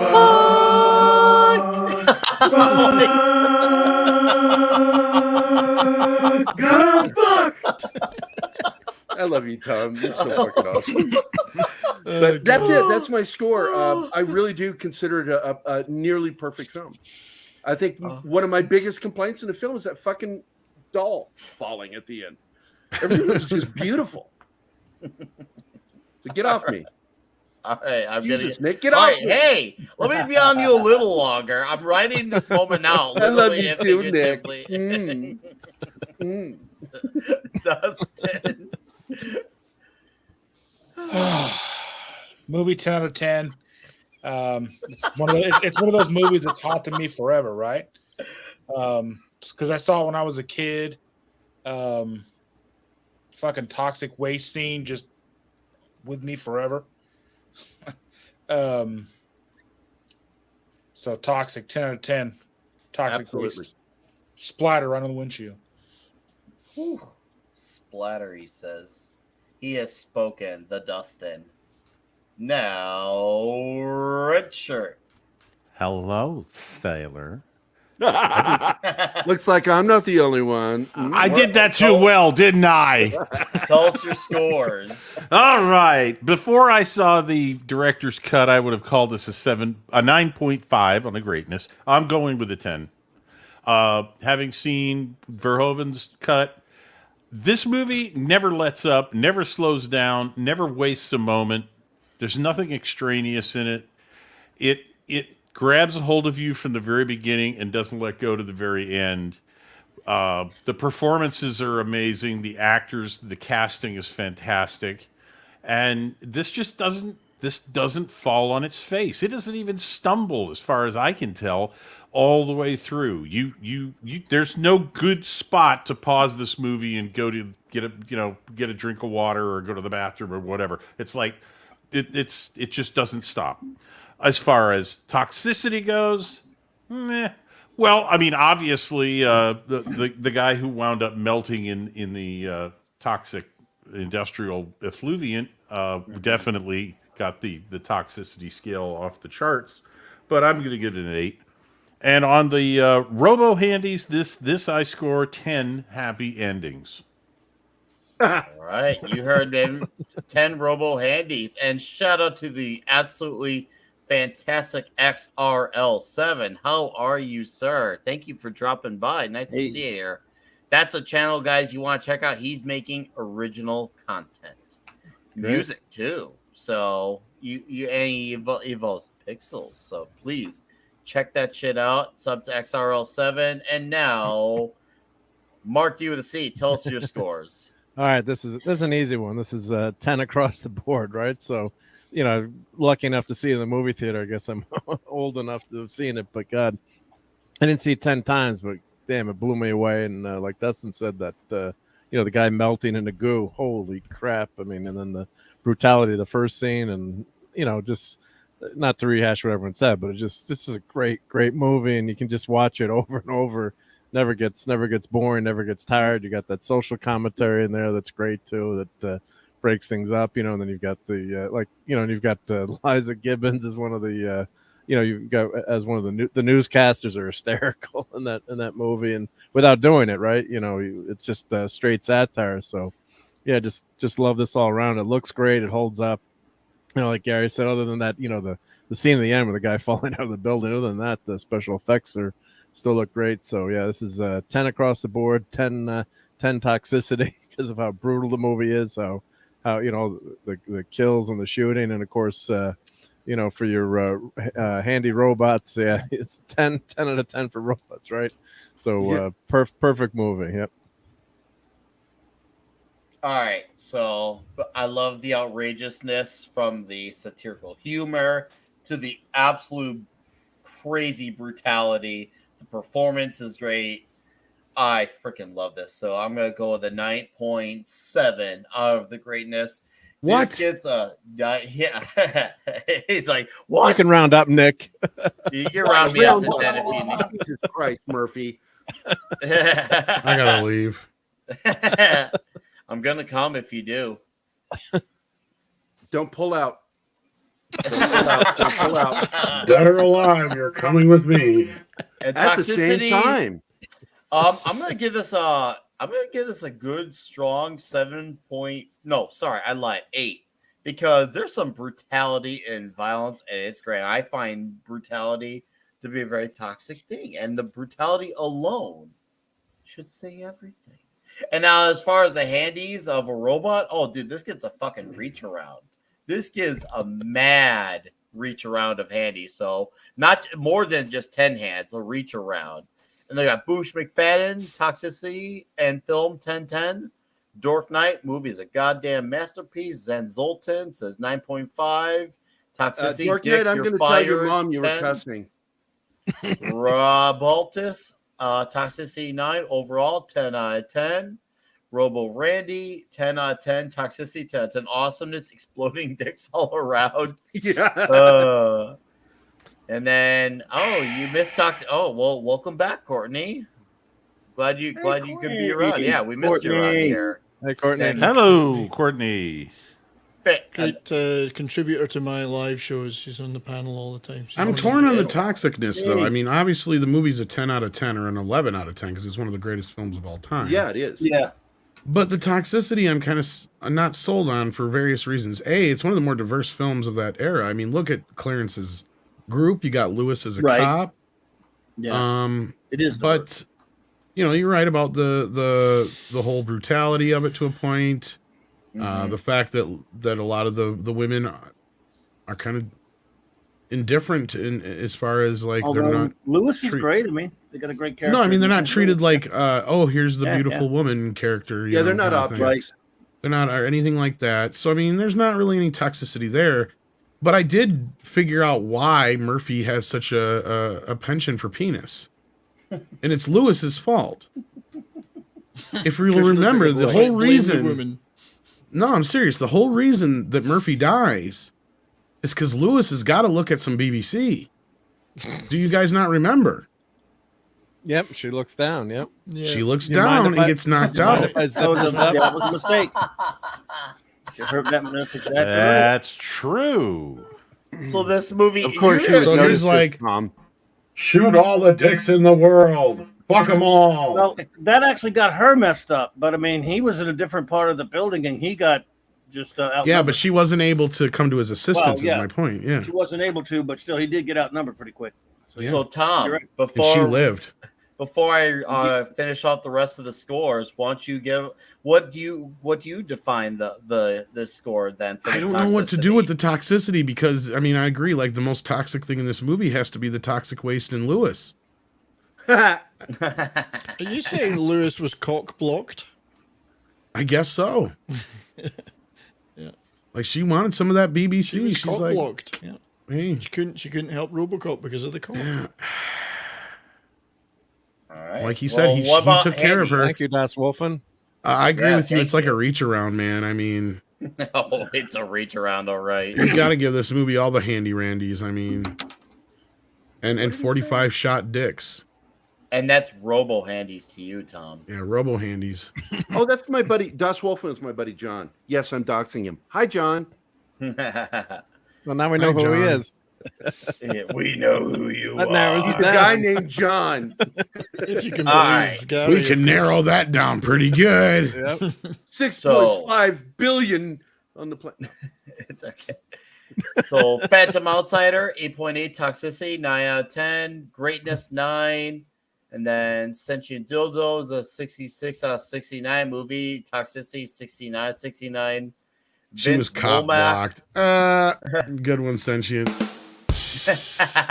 9.5, Toxic Sludge, 6 Amos out of 10, RC, Toxicity 8.5, Kurtwood Smith, Toxicity Infinity out of 10. Whoa! Infinity, Tom. RC's got your score beat, says Infinity. Oh, maybe. I mean, he doesn't really like. I mean, as far as bad guys go, outside of being a cop killer, he seems like the kind of guy you'd like to have a beer with. Does. Overall, 9.5. Or do some coke. I don't know. He was harassing the secretary. That's true. Thank you. Okay, so And yes, the I way- will agree with that. And then the way he treated those hookers, was very. After I'm done with this, I got a little time for you. Maybe I can Bitches fit you leave. in. Yeah, but that just reminded me of my uncle. What, he said bitches leave all the time. He did. You're All the time. Whoa. Yeah. That's a very ambitious goal to have there in life. Very ambitious. And then Wake Down says overall 7 out of 10. What? You see this, Tom? Wow. Do you see this fuckery? What is wrong with you? We're talking about RoboCop, not you've- RoboCop 3, motherfucker. Yeah, I think he's been hit over the head by YouTube one too many times. How can you rate RoboCop? How? That's pretty low. Inconceivable. Inconceivable. All right, Das Wolfen. Das You keep Wolfen. using that Okay, word. It does not mean that's what I think you officially think it mine. does. That voice is officially mine from now on. All right. All right. Oh, I see. I'm supposed to do this, though. Mama, I just killed a man. Oh, God. Put a gun against his head. Pulled my trigger, now he's dead. This is why Tom He was needs to coming go with last. me. This is why he needs to go last. Dead, obviously. Oh, hey, Dustin, before I finish off these scores, go ahead and plug your channel real quick. Yeah. I just saw your message. Yeah, come take a look. Keto Simple recipes, food reviews. We just put up a pork rind review today. Come check it out. All right. No, we'll you can just go right away. We'll post your channel. Here we go, Mark D coming in hot and quick. There you go, guys. That's You guys Dustin. have a great Dustin, night. Awesome chat. Thanks for hanging Cheers, out. Dustin. Take See you, care. Have a Dustin. good night, dude. Be seeing you. All right. Ooh. Didn't mean to make you Be cry. seeing you. Seeing you. Do you see a little silhouette of a man? All right. Scaramouche. Scaramouche. Scaramouche. Toxicity 8 out of 10. Film 11 out of 10. Das Wolfen. Steven Ransom. Toxicity movie 10 out of 10. Still Gold Chicago's shithole in the future 10 out of 10 predictive. And then Boosh here 10 out of 10 shots to the penis. Pen 15. D Bud. Toxicity 7 out of 10. Bo Dickers. Greatness Mama, 10 out of 10. Just killed a man. It's his Put a gun against his penis. Robo karaoke. Robocop karaoke. Gonzalo, 11 on both. I am biased. I just got from the cinema from seeing a current movie. Ooh. And then Rob Altus, Robo Handies, 9.5. And then Comic Relief Crusader says, I'll give that 10 out of $10. And When are we going to do Abdulio- Ninja Turtles, man? Oh, it's going to come. I'm going to come.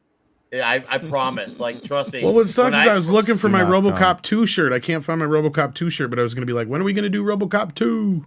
I'm gonna try to time. I'm gonna see if I can try to time Ninja Turtles around something significant. So I'm trying to plan that one out more effectively. So Gotcha. let's see if I can line that out to what I'm hoping for. I will. If not, we'll probably end up bringing it sooner or later if I don't secure the landing. But anyway, Oh, you have to eat pizza when we're reviewing it. we all have to eat. You have to, otherwise you're off the dude. panel. We all have to have pizza on the palate. That'll be Straight the up easy rule. part. Okay, good. Good. Anyways, Abdulio, oh shit. As talking as that giant container toxic waste and as a film. 10 out of 10. I love everything about it. Even that last pup is just so charming and the effort put into it is refreshing. And this sterilized day, well said. Thank you. You know, I And- kind of agree. I don't know if I'd really want it any other way. No, I want him toxic and messy. That's the way Well, I meant like that him. bad puppet at the Oh, end. I know. I was just saying I was saying just that. Peter Venkman, fan site. Overall, 10 toxicity, 6 kill them all. I see what you did there. 8 memorabilia. 7 rid for her pleasure. Oh. And then Toxic Man Food for $5 says, man, you guys have been crazy with the super chats and the donations tonight. Crazy. I give this stream 231 232 dick shots. I took one off because they were all uncircumcised. Well, to be fair, they started out uncircumcised, toxic. but didn't end up that way. I tried to work the phrases more hair down there into conversations off this puzzle. All right, guys. So before we plug in the chat out, I'm gonna let you guys all know. The next stream is here gonna be next Tuesday or the following Tuesday. It's kind of up in the air. I'll know within 48 hours if we're gonna do it. Obviously, the next flick is gonna be Rocky What? Force. We're doing 40. Oh, I thought you said 48 hours. Damn No, it. I have trust. I'm gonna put in our message. what We've the been updated waiting for a schedule. long It's gonna time. happen. But Yes, we've been waiting for a long Rocky time. 4 is the next Toxic Tuesday episode.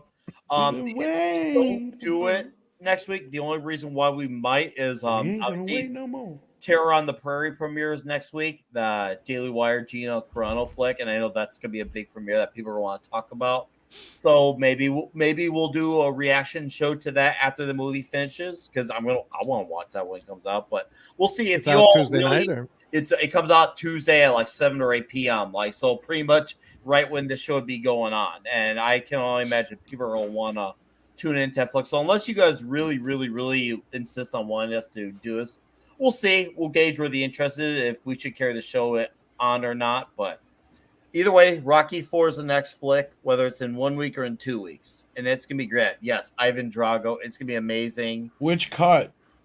I'm gonna talk about both.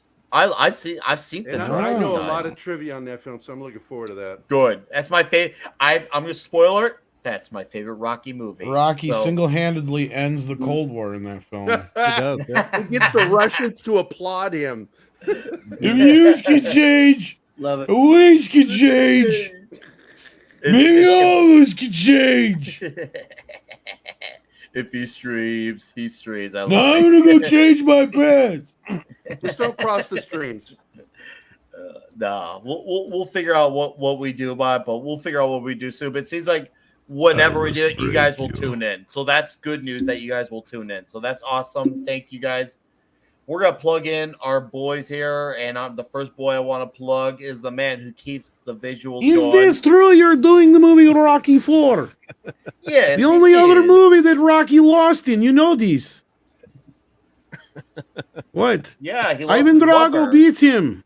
He lost his lover. Yes. He loses his lover and he gets killed at the end of the movie and single-handedly ends Cold War by dying triumphantly. Why are you all laughing at me? I do not understand. Ivan Drago is a hero amongst our peoples. Why are you laughing at the Ivan Drago? Do you not showing respect for Ivan Drago? He used advanced Russian computer technology. This is true. Yeah. You better challenge him to a fight. Oh. Mark D with a C. Thanks, yeah. Very confused. Very confused. How do I follow I that will be one up? joining you for this. I will tell you this much. Ivan the God. Terrible there. That was well. Rocky 4 is my favorite Rocky movie. God, that was a great theater experience. But yeah, it's gonna be a fun one whenever we end up doing it. But yeah, thanks for having me on. I always have fun doing those visuals and snipping those clips. So next time I know that I can show exploding penises, I guess it's okay. So I was worried about some of the gore and the violence in this movie tonight, but I guess we're covered. But check out my channel. I do I stream with Clobbering Times and Raquel on Thursday night at the Clubhouse. And then my show for the week is Sunday night. I've got Sunday Night Geekery. We just talk about what happens during the week, current movies, wherever the hell the chat takes us. I review toys. I just had a new video on Clobbering Time's favorite, Funko Pops. There's a there's a new con pop out that you can purchase for the 40th anniversary of Wrath of Khan. So I do videos like that, toys and comics, and see them on various streams. And just having a lot of fun with this YouTube. And this has been a great. This was an accident. This happened, right, Nick? Which is some of the way things work out best, right? We're going to do a few movie reviews, and now we're going to be up to number 50 pretty soon. So I have number 51 and 52 sorted out. So I'll post on our group message what we got, because obviously we already know. I'm not gonna say anything. Godfather.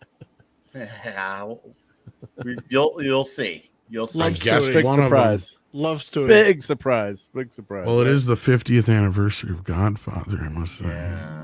Yeah. Is that a toxic movie? I guess. Yeah. It's a legendary as fuck movie. Yeah, it's a legendary as fuck movie. Thank you, Dork Knight. Thanks for subbing. Yep, appreciate it. Yep. Lovely trust me. Yes. There you go. Hey guys. Yes, there's 50 of you in here. Thank you guys for being here, especially to the end. That's crazy. I appreciate it. And yes, meatballs will happen too. Don't you worry. But it just doesn't matter. Mark D with a C, sub to his channel.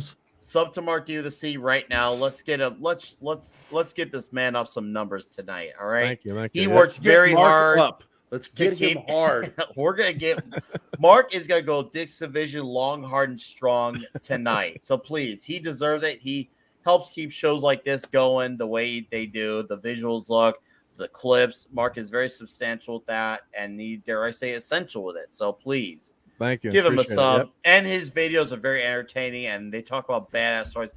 And trust me, we're going to look at his room full of toys again soon. So, sub to Mark D with a C, sir. Thank you once again for everything that you do. You're an endless hero for Toxic Tuesday, and I know the panel and the chat appreciate you for this.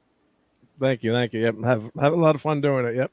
And Clobbering Times, I got all these Funkos, so you're not gonna when I open these, you're not gonna want one of these, right? So no, sir, I will just not. got a box of those. You won't. Yeah, if I send that, you'll probably donate burn mine it, right? to Nick if you want.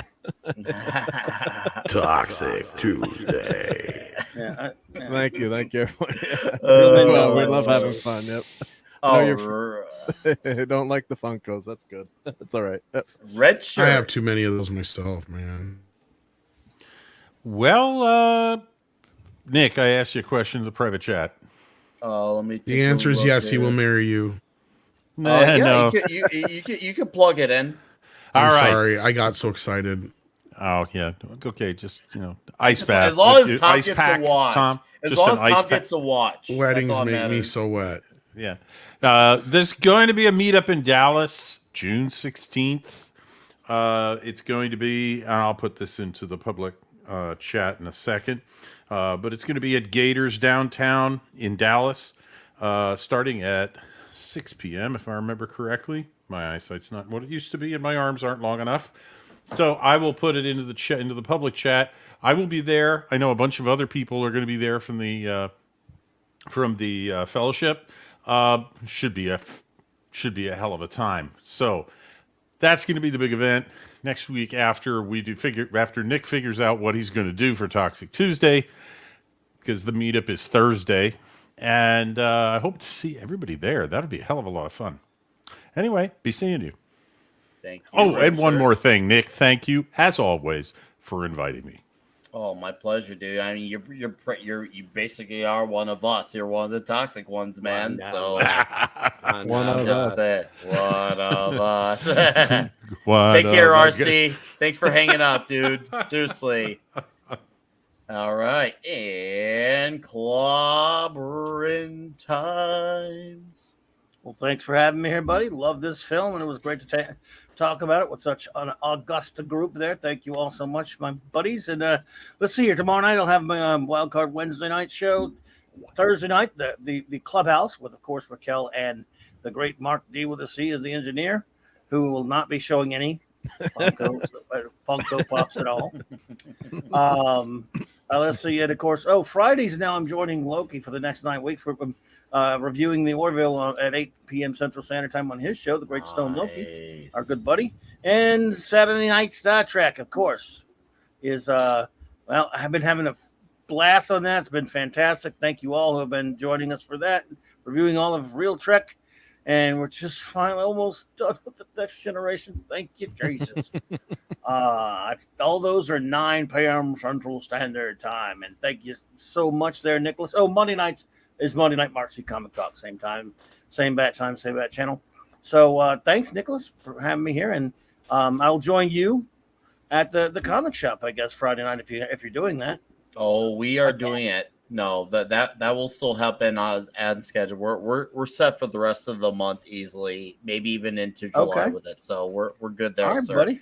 Thank you for coming back. I mean, we'll definitely have you back on again soon when the moment, as always, feels right. So pleasure having you on. Thank you, bro. Appreciate it. Enjoyed Until then, have a great night. Thank you. 70s. Hey. Thanks, buddy, for doing this again. It's such a pleasure, a privilege to be on this show, and tonight was hilarious, very good fun. Chat were magnificent, so thank you to all of them.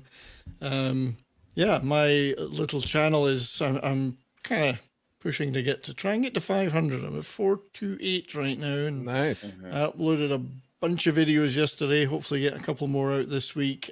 Tomorrow night I'll be on Foulball Productions. Matt's we do a show every week about The Offer. Tom has also been on it, and he may hopefully be able to make tomorrow.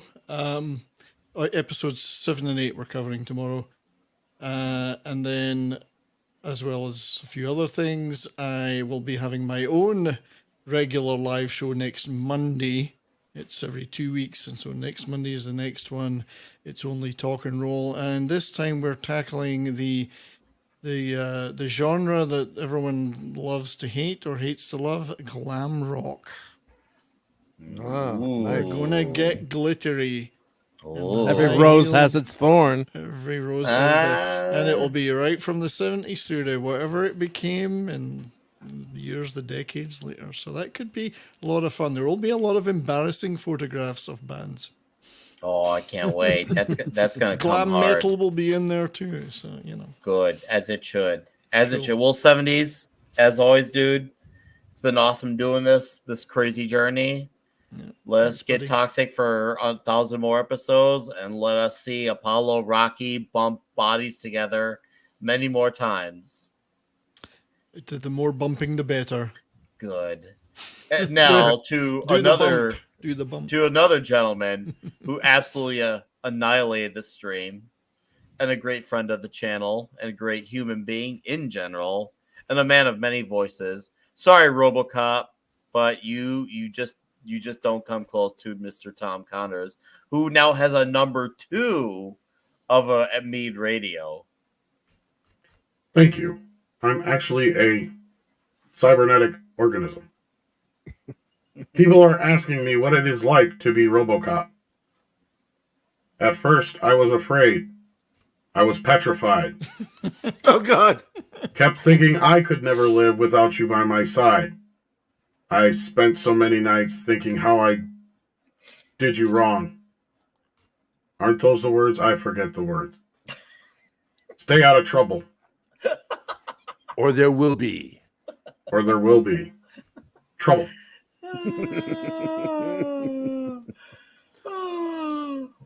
Well, Robocop, I thank you and Tom for coming Stay on out of here. trouble. Thank you for your cooperation. Oh, the pleasure is all mine, Robo. It was. Thank you for your cooperation. Good night. Good night. Yeah. Bitches leave. Can you fly, Bobby? Bitches leave. Yes. No. Robocop, you'll be missed. And Tom. Yes, Mead Radio 2, since the first one shut down till August or so. Why you know, did it shut sequels down? are almost. Oh, somebody flagged it as spamming or Oh, something or fuck. other. Yeah, it was a bunch of horseshit. I was wondering. I was like, what happened? Yeah. Bastard. Well, there are just so many people out there that don't like you. So I have an idea. I know who did it. but, Oh, yeah, I think I know too. That's yeah, somebody wanted to kick a dog since they couldn't, you know, blame anybody but themselves for their own problems lately. So anyhow, yeah, no, check out Mead Radio 2. It's a number 2 since the other one I did before as a backup channel has been kind of destroyed, so I don't know if you find it anyway. But there you go. Eric K's got the link. Thank you, buddy. Thank you, Eric. So yeah, check that out. Of course, check out Mead, you know, the main channel, of course, everything like that. We got Midnights at Espanol and all that business. So yeah, thank you so much for having me, Nick. Of course, this is my favorite movies of all time. Sorry if I was so giddy and excited about it, but I'm very passionate about Robocop. When I say it's in like my top 5 films, it's in my top 5 films. Like it's a big no, deal to man, me, so. no hard feelings. Honest, like I loved seeing you geek out the way you did. It was like I didn't even get to get into half to the shit I wanted to, but like otherwise it'd been like a 5-hour Oh, show. none of us do. It would take 5 hours for us to nerd completely out. Exactly, yeah. So no, I love this We'll- film. we'll I look save forward that to for the The second Godfather. one I at some mean- point. And oh, was that a hint? Yeah, I bet you're going to have to get there someday. I've learned not to trust Nick. He lies a lot. You know, Nick, I think it'd be very, very bad for you to lie to me about this because I must be I think you're my friend. I must be a premature robocopulator because I don't think I could go more than 3 hours. Robocopulator? That was pretty fucking funny. I'll be honest, that was really, really fucking funny. I promise. I'm laughing right now. Just remember, clever does not denote intelligence. This is true. Hey, Godfather, I promise. Just be patient with me, okay? Patience is a virtue. But if you don't give me the movie soon, you're gonna wake up with a fucking horse head in your You're bed. gonna Just be patient. Just believe me. Okay, Luca Brasi will visit you. By the way, that was one of my favorite moments, Tom, in the offer. Which shows how they did the You horse can't head. use that horse head. It looks like shit.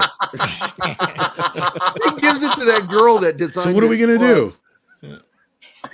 They Use a fucking real use fucking horse head. from the mob. This is true, D Bud. My passion for RoboCop is like Rocky's passion for Apollo. I can't quit you, yo Apollo. Well, Insert Tom, here. it's been real. You, sir, have a good 2-hour nap because I'm sure you'll be back on radio soon. I have no idea. And I will see you in a few days. I have a challenge for us though when we do Rocky 4.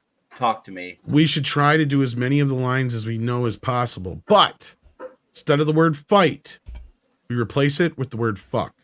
Oh, I would love that. Let's do it. I'm in. I can't fuck Ivan Drago. I'm scared. Oh, we should change break for fuck too. Then I will fuck you. He's gonna fuck you to death. I'm in. We'll do it, Tom. It's gonna be glorious. It's If he gonna be fucks, he huge. fucks. If If he he fucks, fucks, he he fucks. Oh my god. If he comes, he comes. No, Tom, we'll be doing that. It's on like Donkey. Why and are there Diddy happy Kong. doctors? This is Mark's. This is what Mark's, Mark hospital D team with a tomorrow. C is expecting in the morning. That's Mark's hospital Thank team. you. Yeah. When he has his. The smaller one is actually the one that's going to be inserted. Everyone should get checked. Everyone should get checked. Yep. Everybody So. get checked. His doctor looks so happy to be sticking the thing up his ass. It's going to be great. What's They're going to have, and you know, they're going to have the machine. They're going to have the machine that goes bing, and the most expensive machine. Oh, that's the most expensive machine in the hospital. So happy you've got the most expensive machine in the hospital. I don't. We got to know do what some it Monty does. Python at some point too. Man. Oh, Yeah, we're we gonna. have Oh, to. it's. You don't get Oh, us yeah. on Monty Oh, Python. Please, yeah. please. We will. Run Oh, yes. away. Oh, Where's yes. Toxic Tuesday ever? Worst Toxic Tuesday ever.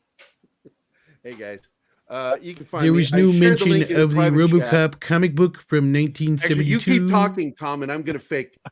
That was actually not really RoboCop that we know of today, but he was another cop that was just robotic arm, and he shot things like It's people's almost like dicks off. Doomcock, if you think about it. Because you know the way he does that has that Doomcock with a J. with a J. You can find me at Pop Culture Minefield. I'm always glad to be here. You guys always make my week happy. Oh, we I make never you have more fun happy. than when I hang out with you Oh. fuckers. You got the address wrong, Mark. It's in Oh, I the did? private chat. Yeah, there's That's a what I C was- in there.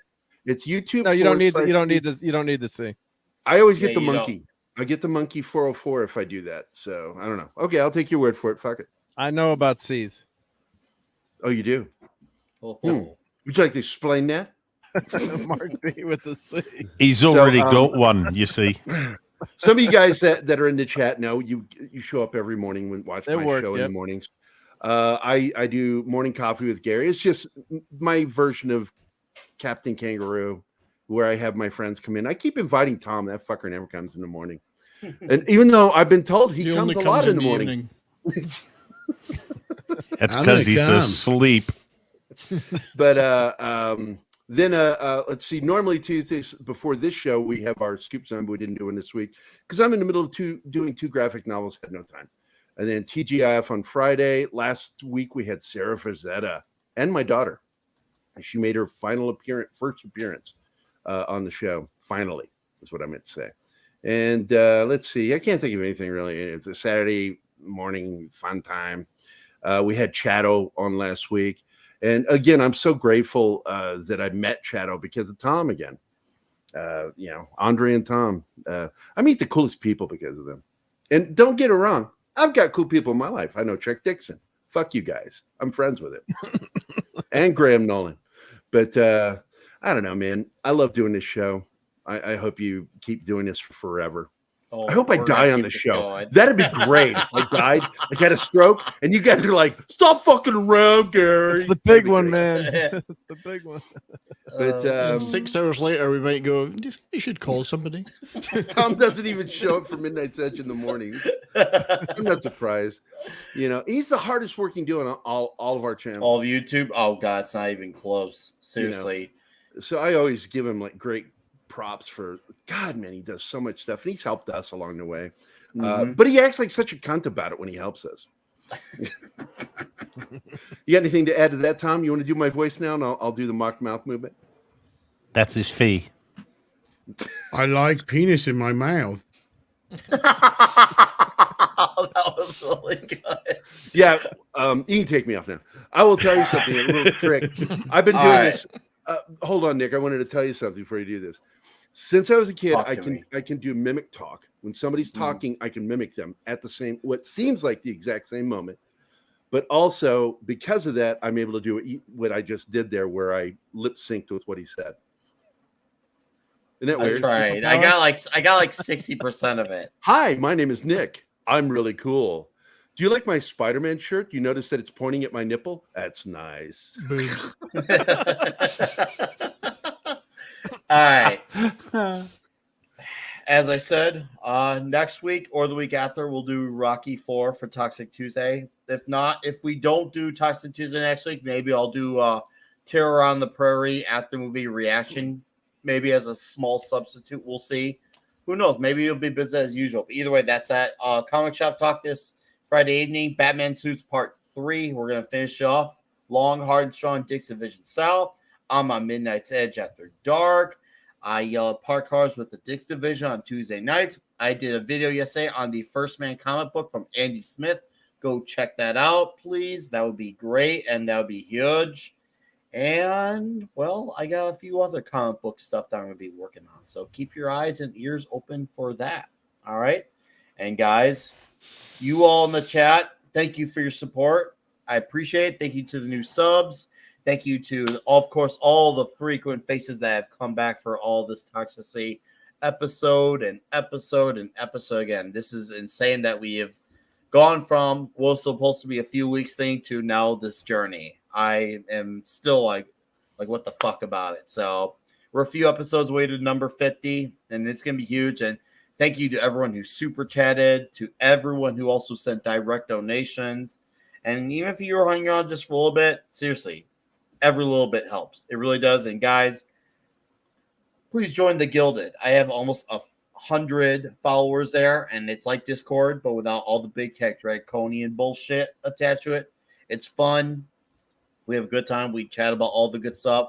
Boosh posts amazing amazing food photos. Christian Delorme post the god level memes. It's great. So it's a good time over on Gilded. And even though Tom says fuck you, Gilded is great because Gilded is our Lord and Savior. So until then, Fuck! Bitches leave.